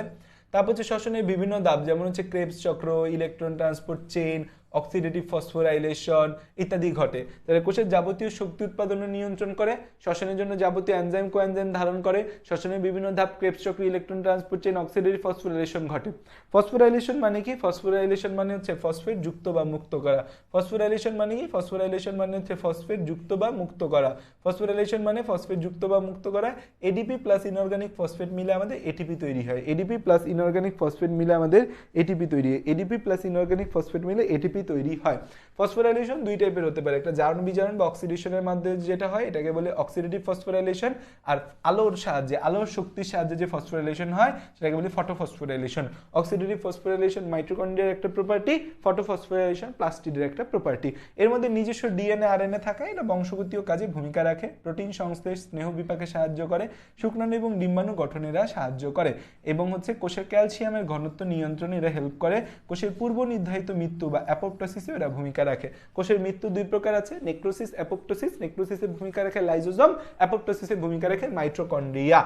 এখন খেয়াল করে দেখো, আমাদের হচ্ছে যে এই মাইটোকন্ড্রিয়ার যে ডিএনএটা থাকে সেই ডিএনএতে যদি কোনো পরিবর্তন হয়, ডিএনএর মধ্যে স্থায়ী পরিবর্তনকে বলি আমরা মিউটেশন, এবং ডিএনএতে যখনই মিউটেশন হবে তখনই আমাদের কোনো না কোনো রোগ হবে। মাইটোকন্ড্রিয়াল ডিএনএতে মিউটেশনের কারণে যে রোগগুলো হবে এটাকে বলি মাইটোকন্ড্রিয়াল ডিসঅর্ডার। তিনটা মাইটোকন্ড্রিয়াল ডিসঅর্ডারের কথা বইয়ে বলা আছে। একটা পার্কিনসন ডিজিজ, এটা যেটা বয়স্ক লোকদের হয়, সব কিছু তারা ঠিকমতো হাঁটতে চলতে পারে না, দেখতে পারে না, চেহারার এক্সপ্রেশন নষ্ট হয়ে যায়, তারা হাঁটা শুরু করলে থামতে পারে না, শুরু করতে তাদের কষ্ট হয়, পায়ের যে চলাচলের মুভমেন্ট সেটাই সমস্যা হয়, এটাকে বলে পার্কিনসন ডিজিজ বলা হয়। এরপর ভুলে যাওয়ার রোগ, এটাও বয়স্ক লোকদের, আমাদের ক্ষেত্রে খুব বেশি হয় না, কিছুই মনে রাখতে পারে না, সব ভুলে যায়, সেটাকে বলে আলজাইমার ডিজিজ। আর টাইপ 1 ডায়াবেটিস মানে হচ্ছে ইনসুলিন উৎপাদনকারী কোষের অভাব। আমাদের ডায়াবেটিসটা হয় ইনসুলিনের অভাবে, তো বয়স্ক অবস্থায় যে ডায়াবেটিসটা হয় সেটা টাইপ 2 ডায়াবেটিস। আর হঠাৎ করে আমি কিছুই মনে রাখতে পারতেছি না, ইনসুলিন উৎপাদনকারী কোষের অভাব, এটাকে বলা হয় টাইপ 1 ডায়াবেটিস। প্যানক্রিয়াস বা অগ্ন্যাশয়ের বিটা সেল থেকে এই টাইপ 1 ডায়াবেটিসটা, মানে প্যানক্রিয়াস বা অগ্ন্যাশয়ের বিটা সেল থেকে ইনসুলিন ক্ষরণ হয়, এই সেলটার অভাবে যে ডায়াবেটিসটা হবে টাইপ 1 ডায়াবেটিস বলা হবে। এই সেলটা আছে কিন্তু ঠিকমতো কাজ করতে পারতেছে না, তখন সেটাকে বলবো টাইপ 2 ডায়াবেটিস বলবো, ঠিক আছে?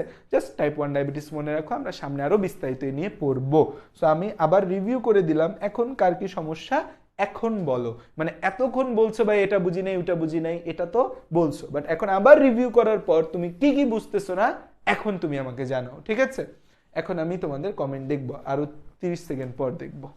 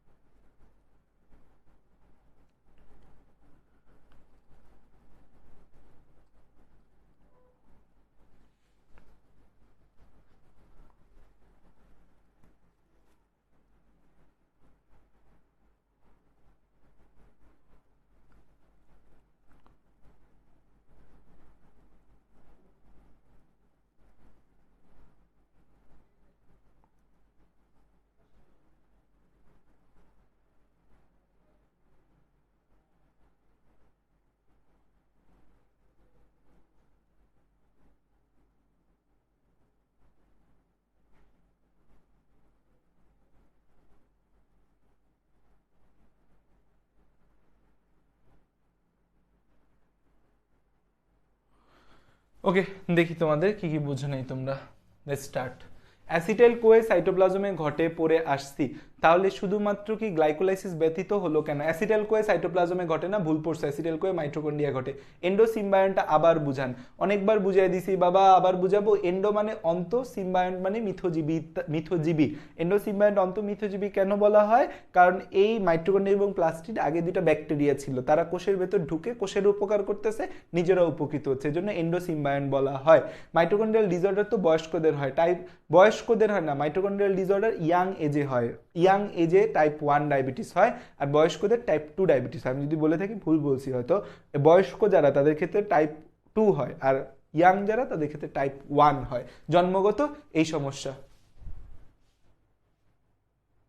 আরাফাতের প্রথম ক্লাস অনেক ভালো লাগছে, থ্যাংক ইউ। শ্বসনে অ্যাসিটাইল কোয়ে ধাপ মাইটোকন্ড্রিয়া ঘটে না? হ্যাঁ, অ্যাসিটাইল কোয়েও মাইটোকন্ড্রিয়াতে ঘটে।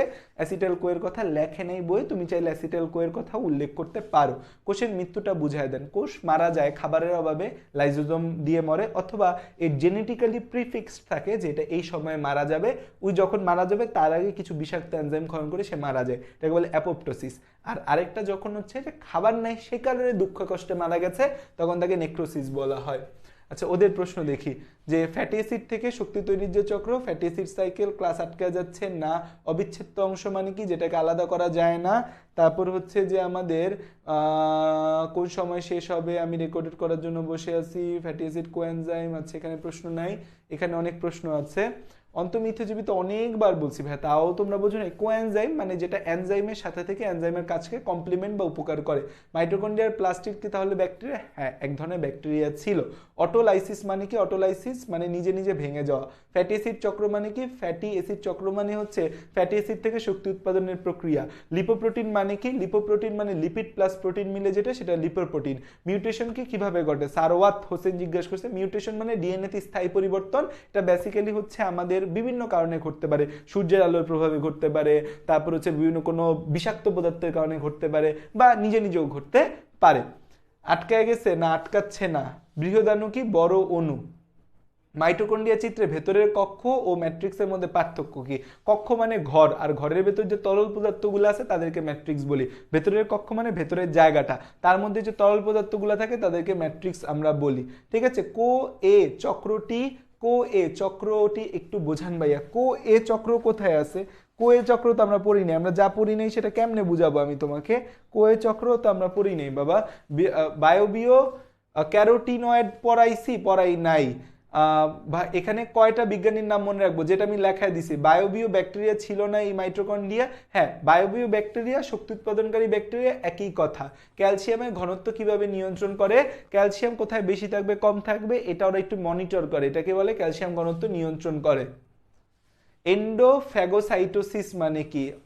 ফ্যাগোসাইটোসিস মানে ভক্ষণ করা, কোষের ভেতরে কোনো কিছুকে নিয়ে ভক্ষণ করাকে এন্ডোফ্যাগোসাইটোসিস বলে। এন্ডো মানে অন্ত। বি সেল কি? পড়াইনি। দেখো তোমাদের যা পড়াই না সেগুলো তোমাদের কেন মনে রাখতে হবে বাবা? যা পড়াই সেগুলো মনে রাখো। তোমরা এমন এমন প্রশ্ন করো যেগুলো হচ্ছে আমি পড়াচ্ছি না মানে কি? এগুলো ইম্পর্টেন্ট না। বি সেল, আচ্ছা বি সেল মানে মনে বিটা সেল জিজ্ঞাসা করতেছো। বি না, এটা হচ্ছে বিটা লিখছি বাবা। বিটা সেল, বিটা সেল মানে কি? বিটা সেল মানে হচ্ছে কোষের নাম করছে আলফা বিটা গামা, মানে হচ্ছে আমাদের এই প্যানক্রিয়াস বা অগ্নাশয়ে অনেক টাইপের কোষ থাকে। একটা কোষের নাম দিছে আলফা, আর একটা কোষের নাম দিছে বিটা। বিটা কোষের কাজ কি? ইনসুলিন ক্ষরণ করা হচ্ছে বিটা কোষের কাজ। আচ্ছা, গ্রিন টি থেকে অ্যান্টিঅক্সিডেন্ট থাকে? হ্যাঁ থাকে। সংশ্লেষ মানে তৈরি করা, একেই তো এন্ডোসিম্বায়োসিস বলে। হ্যাঁ ওকে ভাইয়া। তিনটা রোগ কেন হয়? আরো অনেক রোগ হইতে পারে, তিনটা রোগ ছাড়া আরো অনেক রোগ হইতে পারে। আমরা তিনটা রোগ পড়ছি। আলজাইমার কি সবার হয়? না বাবা, সবার হয় না, কারো কারো হয়। কাজের 7 নংটা, কাজের 7 নংয়ে কি ছিল? কাজের 7 নংয়ে ছিল হচ্ছে ক্যালসিয়ামের ঘনত্ব, মানে কোথায় ক্যালসিয়াম বেশি কম থাকবে এটা ওরা মনিটর করে দেয়। যদি কোথাও বেশি থাকে সেখান থেকে একটু দূরে পাঠিয়ে দেয় বা বাইরে বের করে দেয়। ঠিক আছে, সবার মোটামুটি অনেকের উত্তর দিছি, আর সবার উত্তর একটা একটা করে তো দেওয়া পসিবল না। আশা করি যা পড়াইছি তোমরা বুঝতে পারছো। কতক্ষণ হয়েছে ক্লাস?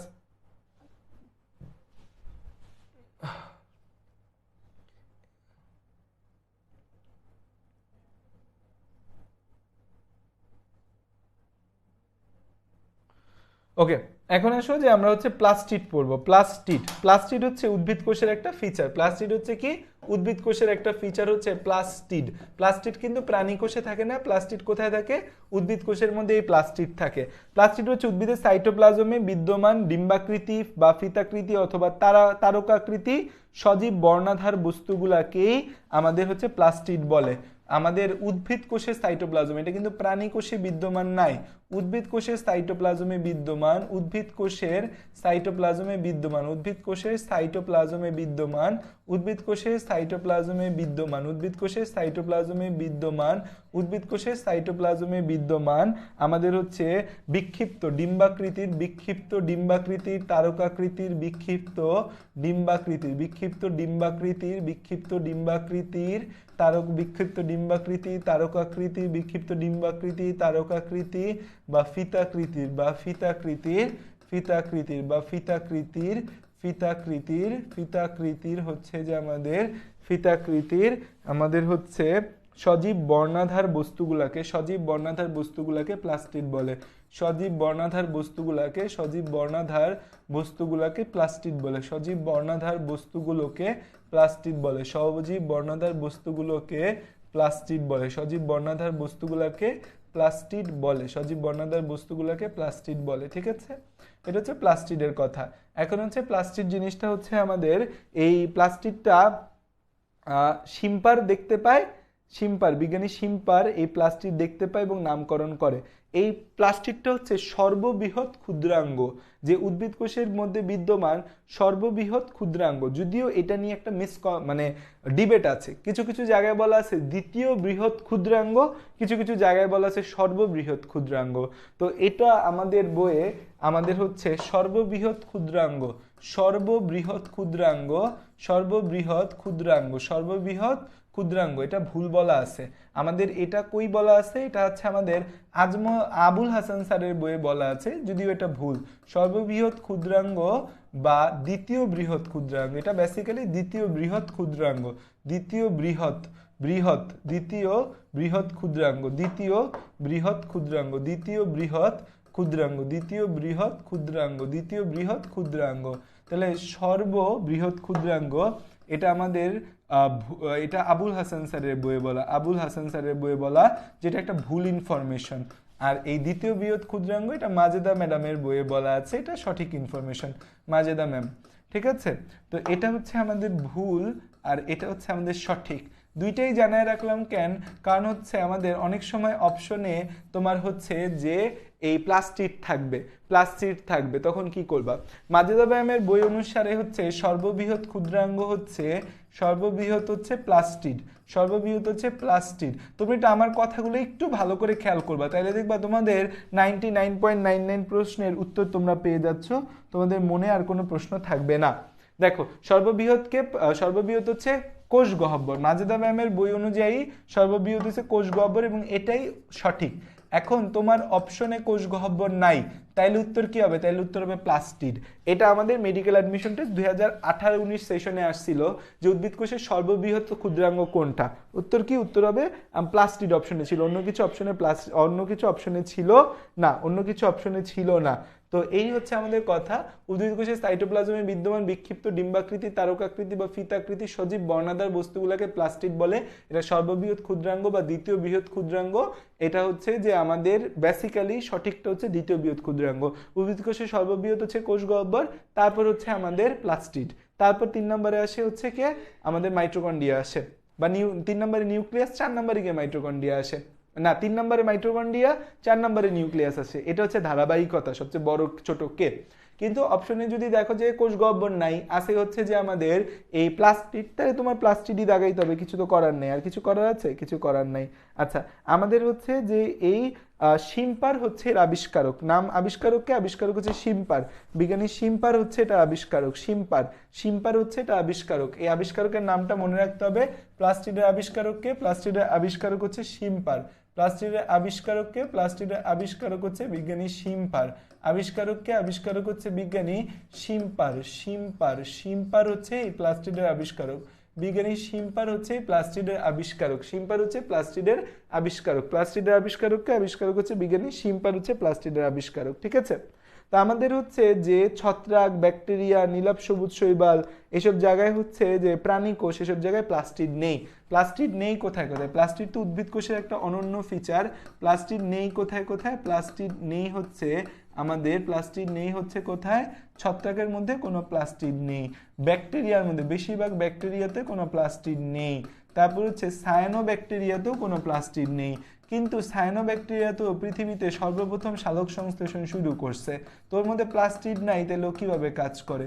ব্যাকটেরিয়াতে নেই এবং প্রাণী কোষে নেই। সায়ানোব্যাকটেরিয়াতে আমাদের হচ্ছে কোনো প্লাস্টিড নেই। সায়ানোব্যাকটেরিয়াতে যেটা থাকে হচ্ছে সায়ানোব্যাকটেরিয়া বা এর আরেকটা নাম হচ্ছে নীলাভ সবুজ শৈবাল, নীলাভ সবুজ শৈবাল। সায়ানোব্যাকটেরিয়া বা এর আরেকটা নাম হচ্ছে নীলাভ সবুজ শৈবাল। সায়ানোব্যাকটেরিয়ার আরেকটা নাম কি? আরেকটা নাম হচ্ছে নীলাভ সবুজ শৈবাল। সায়ানোব্যাকটেরিয়ার আরেকটা নাম হচ্ছে নীলাভ সবুজ শৈবাল। এই যে সায়ানোব্যাকটেরিয়া বা নীলাভ সবুজ শৈবাল আছে, এই সায়ানোব্যাকটেরিয়া বা নীলাভ সবুজ শৈবালটার মধ্যে আমাদের বেসিক্যালি থাইলাকয়েড থাকে, সেই থাইলাকয়েডে ক্লোরোফিল থাকে। সো এর মধ্যে প্লাস্টিড নামক অঙ্গাণু নাই, বাট মেইন জিনিসটাই তার মধ্যে থাকে, থাইলাকয়েড থাকে, থাইলাকয়েড থাকে, থাইলাকয়েড থাকে যার মধ্যে ক্লোরোফিল থাকে, থাইলাকয়েড থাকে যার মধ্যে ক্লোরোফিল থাকে, থাইলাকয়েড থাকে যার মধ্যে হচ্ছে আমাদের ক্লোরোফিল থাকে, থাইলাকয়েড থাকে যার মধ্যে হচ্ছে ক্লোরোফিল থাকে। ঠিক আছে?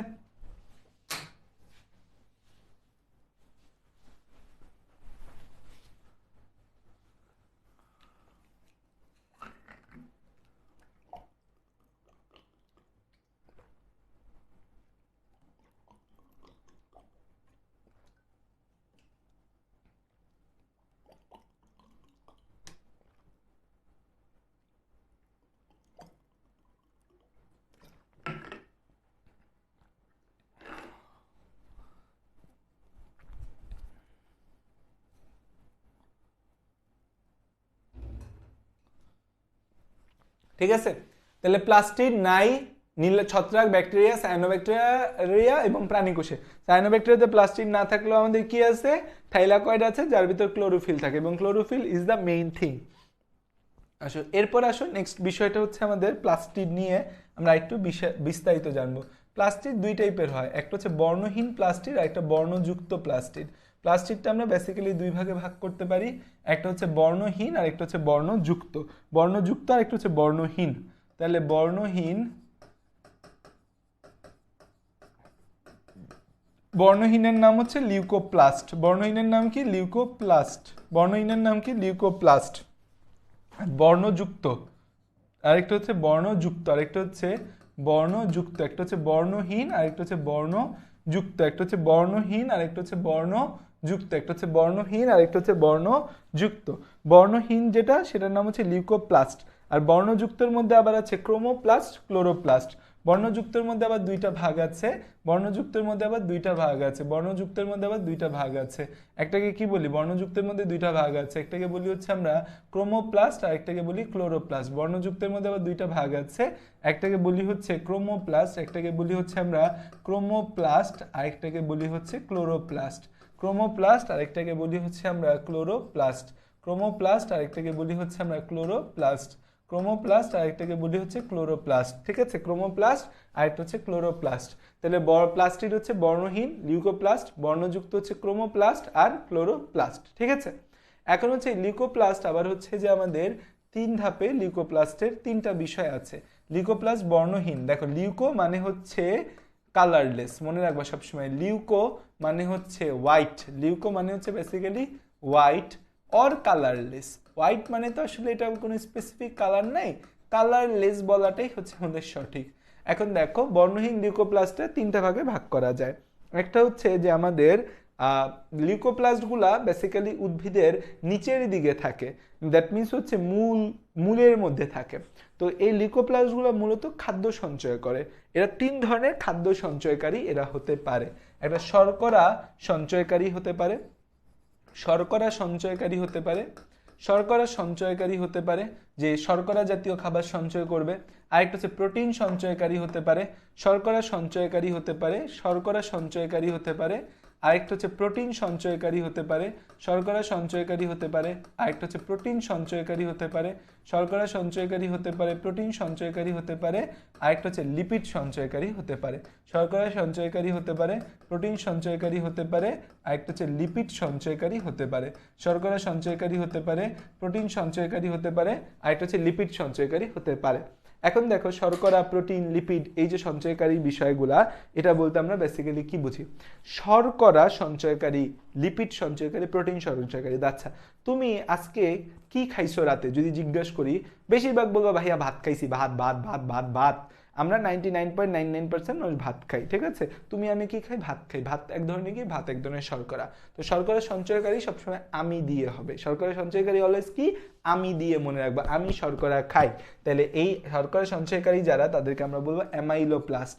Amyloplast, amyloplast, amyloplast. প্লাস্ট কথাটা আসছে প্লাস্টিক থেকে, আর অ্যামাইলো কথাটা আসছে শর্করা থেকে। শর্করা সঞ্চয়কারী যারা, তাদেরকে বলি হচ্ছে আমি দিয়ে মনে রাখবো অ্যামাইলোপ্লাস্ট। শর্করা একটা গাঠনিক উপাদান হচ্ছে অ্যামাইলো অ্যামাইলো টার্মটা শর্করার মধ্যে থাকে। তুমি এত কিছু মনে রাখবা না, মনে রাখবা আমি শর্করা খাই। এখন যদি তুমি আমার জায়গায়, যদি আমি একদম বডি বিল্ডার হইতাম, আমার এরকম বডি মাসলটা একদম ফাইটা যাচ্ছে পাঞ্জাবি, তো হচ্ছে আমার একদম সারের মতো দেখা যাচ্ছে, বডি বিল্ডার হয়ে আমি একদম সার হয়ে গেছি।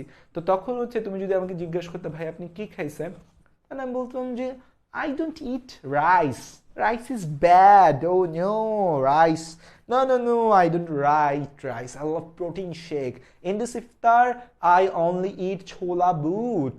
Oh, no rice, no carbohydrate. I love protein. তো হচ্ছে প্রোটিন জাতীয় খাবার খায় বডি বিল্ডাররা, যারা হচ্ছে মাসেল বিল্ড করে, বক্সিং করে। তো এরকম বক্সারদের মধ্যে একজনের নাম মনে রাখবা, মোহাম্মদ আলী, বিশ্ববিখ্যাত একজন বক্সার ছিল। তো হচ্ছে এই আলী সাহেব অলওয়েজ কি খাইতো? আলী সাহেব অলওয়েজ প্রোটিন খাইতো। তার মেইন খাবার কি ছিল? প্রোটিন ছিল। তাহলে হচ্ছে প্রোটিন সঞ্চয়কারী দিয়ে মনে রাখবা আলী। তাহলে আমি শর্করা খাই, আলী প্রোটিন খায়। আমি শর্করা খাই, মোহাম্মদ আলী প্রোটিন খায়। ঠিক আছে? তো আলী দিয়ে মনে রাখবো। প্রোটিন সঞ্চয়কারী হচ্ছে অ্যালিউরোপ্লাস্ট। প্রোটিন সঞ্চয়কারী হচ্ছে অ্যালিউরোপ্লাস্ট। প্রোটিন সঞ্চয়কারী হচ্ছে অ্যালিউরোপ্লাস্ট। প্রোটিন সঞ্চয়কারী হচ্ছে অ্যালিউরোপ্লাস্ট। প্রোটিন সঞ্চয়কারী হচ্ছে অ্যালিউরোপ্লাস্ট। প্রোটিন সঞ্চয়কারী হচ্ছে অ্যালিউরোপ্লাস্ট। লিপিড সঞ্চয়কারী কারা? লিপিড সঞ্চয়কারী যারা, তাদের নাম হচ্ছে ইলায়োপ্লাস্ট। লিপিড সঞ্চয়কারী যারা, তাদেরকে আমরা মনে রাখি আমি, ছন্দটা এভাবে, আমি শর্করা খাই, আলী প্রোটিন খায়, খেয়ে চলিয়া যায়। তাহলে চলিয়া যায়, চর্বি বা লিপিড হচ্ছে ইলায়োপ্লাস্ট। চর্বি বা লিপিড হচ্ছে ইলায়োপ্লাস্ট। তাহলে এই ছন্দটা এইভাবে মনে রাখি যে আমি শর্করা খাই, আলী চর্বি খায়, চলিয়া যায়, খায়ে চলিয়া যায়। চ দিয়ে চর্বি, চলিয়া, চলিয়া, ইলা দিয়ে হচ্ছে লিপিড। তাহলে আমাদের হচ্ছে এই লিপিড সঞ্চয়কারী হচ্ছে ইলায়োপ্লাস্ট। তাহলে হচ্ছে দেখো, আমি শর্করা খাই, আলী প্রোটিন খায়, আর হচ্ছে কি চলিয়া যায়। তাহলে এই আমাদের শর্করা সঞ্চয়কারীর উদাহরণকে আলু। আলুর ভেতর কিন্তু আমরা তো বেসিক্যালি আমি তুমি না, বেসিক্যালি উদ্ভিদগুলাই সঞ্চয় করে। শর্করা সঞ্চয়কারী হচ্ছে আলু, চাল, এগুলো হচ্ছে শর্করা সঞ্চয়কারী। আলু, চাল, আলু আছে, দেন হচ্ছে তোমার চাল আছে, গম আছে, ঠিক আছে? আলু, চাল, গম, তারপর হচ্ছে তোমার আলু, আলুটাই মনে রাখি আমরা, আলু, চাল, ঠিক আছে? গম, আমাদের আলু বলা আছে তো আলু, চাল মনে রাখো। তারপর হচ্ছে এই প্রোটিন সঞ্চয়কারী হচ্ছে ভুট্টা, ডাল, যত ধরনের ডাল আছে, ভুট্টা, ভুট্টা, তারপর হচ্ছে যত ধরনের ডাল আছে এটা প্রোটিন সঞ্চয়কারী। আর চর্বি সঞ্চয়কারী কারা? সূর্যমুখীর বীজ, সূর্যমুখীর বীজ, তৈল বীজ যেগুলো, সূর্যমুখীর বীজ, সূর্যমুখী তেল বের করা হয় না এখান থেকে, সূর্যমুখীর বীজ, সূর্যমুখীর বীজ, ঠিক আছে? তো এরা হচ্ছে আমাদের লিপিড সঞ্চয়কারী। তাহলে শর্করা সঞ্চয়কারী, প্রোটিন সঞ্চয়কারী, লিপিড সঞ্চয়কারী আমরা কারা কারা বুঝতে পারছি। এরপর হচ্ছে আমাদের বর্ণযুক্ত হচ্ছে ক্রোমোপ্লাস্ট আর ক্লোরোপ্লাস্ট। বর্ণযুক্ত হচ্ছে ক্রোমোপ্লাস্ট আর ক্লোরোপ্লাস্ট। বর্ণযুক্ত হচ্ছে ক্রোমোপ্লাস্ট, ক্লোরোপ্লাস্ট। বর্ণযুক্ত হচ্ছে আমাদের ক্রোমোপ্লাস্ট, ক্লোরোপ্লাস্ট। বর্ণযুক্ত হচ্ছে আমাদের ক্রোমোপ্লাস্ট, ক্লোরোপ্লাস্ট। বর্ণযুক্ত হচ্ছে ক্রোমোপ্লাস্ট, ক্লোরোপ্লাস্ট। বর্ণযুক্ত হচ্ছে ক্রোমোপ্লাস্ট, ক্লোরোপ্লাস্ট। বর্ণযুক্ত হচ্ছে কারা? বর্ণযুক্ত হচ্ছে আমাদের ক্রোমোপ্লাস্ট আর ক্লোরোপ্লাস্ট। বর্ণযুক্ত হচ্ছে ক্রোমোপ্লাস্ট আর ক্লোরোপ্লাস্ট। বর্ণযুক্ত হচ্ছে আমাদের ক্রোমোপ্লাস্ট আর ক্লোরোপ্লাস্ট। বর্ণযুক্ত হচ্ছে ক্রোমোপ্লাস্ট আর হচ্ছে ক্লোরোপ্লাস্ট। একটা হচ্ছে রডোপ্লাস্ট, ফিওপ্লাস্ট, জ্যান্থোপ্লাস্ট, ক্যারাটিনোপ্লাস্ট। ক্রোমোপ্লাস্ট হচ্ছে তোমার সবুজ ছাড়া যে কোনো বর্ণ হচ্ছে ক্রোমোপ্লাস্ট, আর সবুজ বর্ণ যখন হয়ে যাবে তখন তাকে বলা হবে ক্লোরোপ্লাস্ট। ক্লোরো মানে সবুজ, সবুজ ছাড়া যে কোনো বর্ণ সেটাকে বলবো আমরা ক্রোমোপ্লাস্ট। ক্রোমোপ্লাস্ট বর্ণটা হচ্ছে সবুজ ব্যতীত, সবুজ ব্যতীত, সবুজ ব্যতীত। আর ক্লোরোপ্লাস্ট কি? ক্লোরোপ্লাস্ট হচ্ছে সবুজ। ক্লোরোপ্লাস্ট কি? ক্লোরোপ্লাস্ট হচ্ছে সবুজ। সবুজ যা হবে সব হচ্ছে ক্লোরোপ্লাস্ট। ক্লোরোপ্লাস্ট হচ্ছে সবুজ, সবুজ যারা সবাই ক্লোরোপ্লাস্ট, সবুজ ছাড়া সবাই ক্রোমোপ্লাস্ট। তাহলে এখানে কি কি আছে? এখানে আছে রডোপ্লাস্ট। বাড়ির আশেপাশে রড দেখো, রড, রডের বর্ণ কি? রডের বর্ণ হচ্ছে লাল। রডোপ্লাস্ট হচ্ছে আমাদের লাল। রডোপ্লাস্ট কি আমাদের? রডোপ্লাস্ট হচ্ছে লাল। তারপর আসা যাক হচ্ছে আমাদের ফিওপ্লাস্ট। ফিওপ্লাস্ট, ফিওপ্লাস্ট, ফিওপ্লাস্ট, ফিওপ্লাস্ট, ফিও, ফিও টার্মটা দিয়ে মনে রাখবা। দেখো রডো, রডো দিয়ে মনে রাখতেছো কি? লাল। রডো দিয়ে মনে রাখতেছো লাল। ক্লোরো দিয়ে কি মনে রাখতেছো? ক্লোরো দিয়ে মনে রাখতেছো সবুজ। ক্লোরো দিয়ে কি মনে রাখতেছো? সবুজ। তারপর হচ্ছে ফিও, ফিও দিয়ে টার্মটা মনে রাখবা, বানান মনে রাখবা বাদামি। এগুলো কিন্তু সামনে অনেক কাজে দিবে, বাদামি। এরপর হচ্ছে তোমার জ্যান্থো, জ্যান্থো দিয়ে মনে রাখবা হলুদ। সরি, জ্যান্থো, জ্যান্থো দিয়ে হলুদ, জ্যান্থো, জ্যান্থো হলুদ। আর হচ্ছে ক্যারোটিন, ক্যারোট, ক্যারোট দিয়ে মনে রাখবা কমলা, carrot, carrot, carrot, carrot, carrot, carrot দিয়ে মনে রাখবা কমলা, কমলা। ঠিক আছে? তাহলে ফিওপ্লাস্ট বর্ণ কি হবে? ফিওপ্লাস্টের বর্ণ হবে হচ্ছে আমাদের, ফিওপ্লাস্টের বর্ণ হবে হচ্ছে আমাদের, ফিওপ্লাস্টের বর্ণ হবে হচ্ছে আমাদের, ফিওপ্লাস্টের বর্ণ হবে হচ্ছে আমাদের এই কমলা, লাল, হলুদ এরকম নাম। সরি, ফিওপ্লাস্ট, ফিওপ্লাস্ট তো বাদামি, তাহলে ফিওপ্লাস্ট হচ্ছে বাদামি। তাহলে আমরা উদ্ভিদ কোষের মধ্যে, উদ্ভিদের মধ্যে যে বাদামি বর্ণটা দেখতে পাবো তার জন্য দায়ী হবে ফিওপ্লাস্ট। তারপর জ্যান্থোপ্লাস্ট হচ্ছে আমরা উদ্ভিদ কোষের মধ্যে যে হলুদ বর্ণ দেখতে পাবো তার জন্য দায়ী হবে জ্যান্থোপ্লাস্ট। জ্যান্থোপ্লাস্ট কি আমাদের? জ্যান্থোপ্লাস্টের জন্য দায়ী হচ্ছে হলুদ, হলুদ রংটা জ্যান্থোপ্লাস্টের জন্য দায়ী। আর আরেকটা হচ্ছে যে আমাদের এই ক্যারোটিনোপ্লাস্ট, ক্যারোটিনোপ্লাস্ট, ক্যারোটিনোপ্লাস্ট, ক্যারোটিনোপ্লাস্ট, ক্যারোটিনোপ্লাস্ট। এই ক্যারোটিনোপ্লাস্টের জন্য কে দায়ী থাকবে? ক্যারোটিনোপ্লাস্ট বর্ণটা কমলা বর্ণের জন্য দায়ী। তাহলে কমলা বর্ণ যেখানে দেখতে পাবা সেখানে এই ক্যারোটিনোপ্লাস্ট আছে। ধরো গাজর, গাজরের বর্ণ তো কমলা, তাহলে গাজরের জন্য কোনটা? আচ্ছা লেখা শেষ করো, এটা লেখা শেষ করো, লেখা শেষ করো, লেখা শেষ করো, লেখা শেষ করো। এই ছকটা 5 স্টার।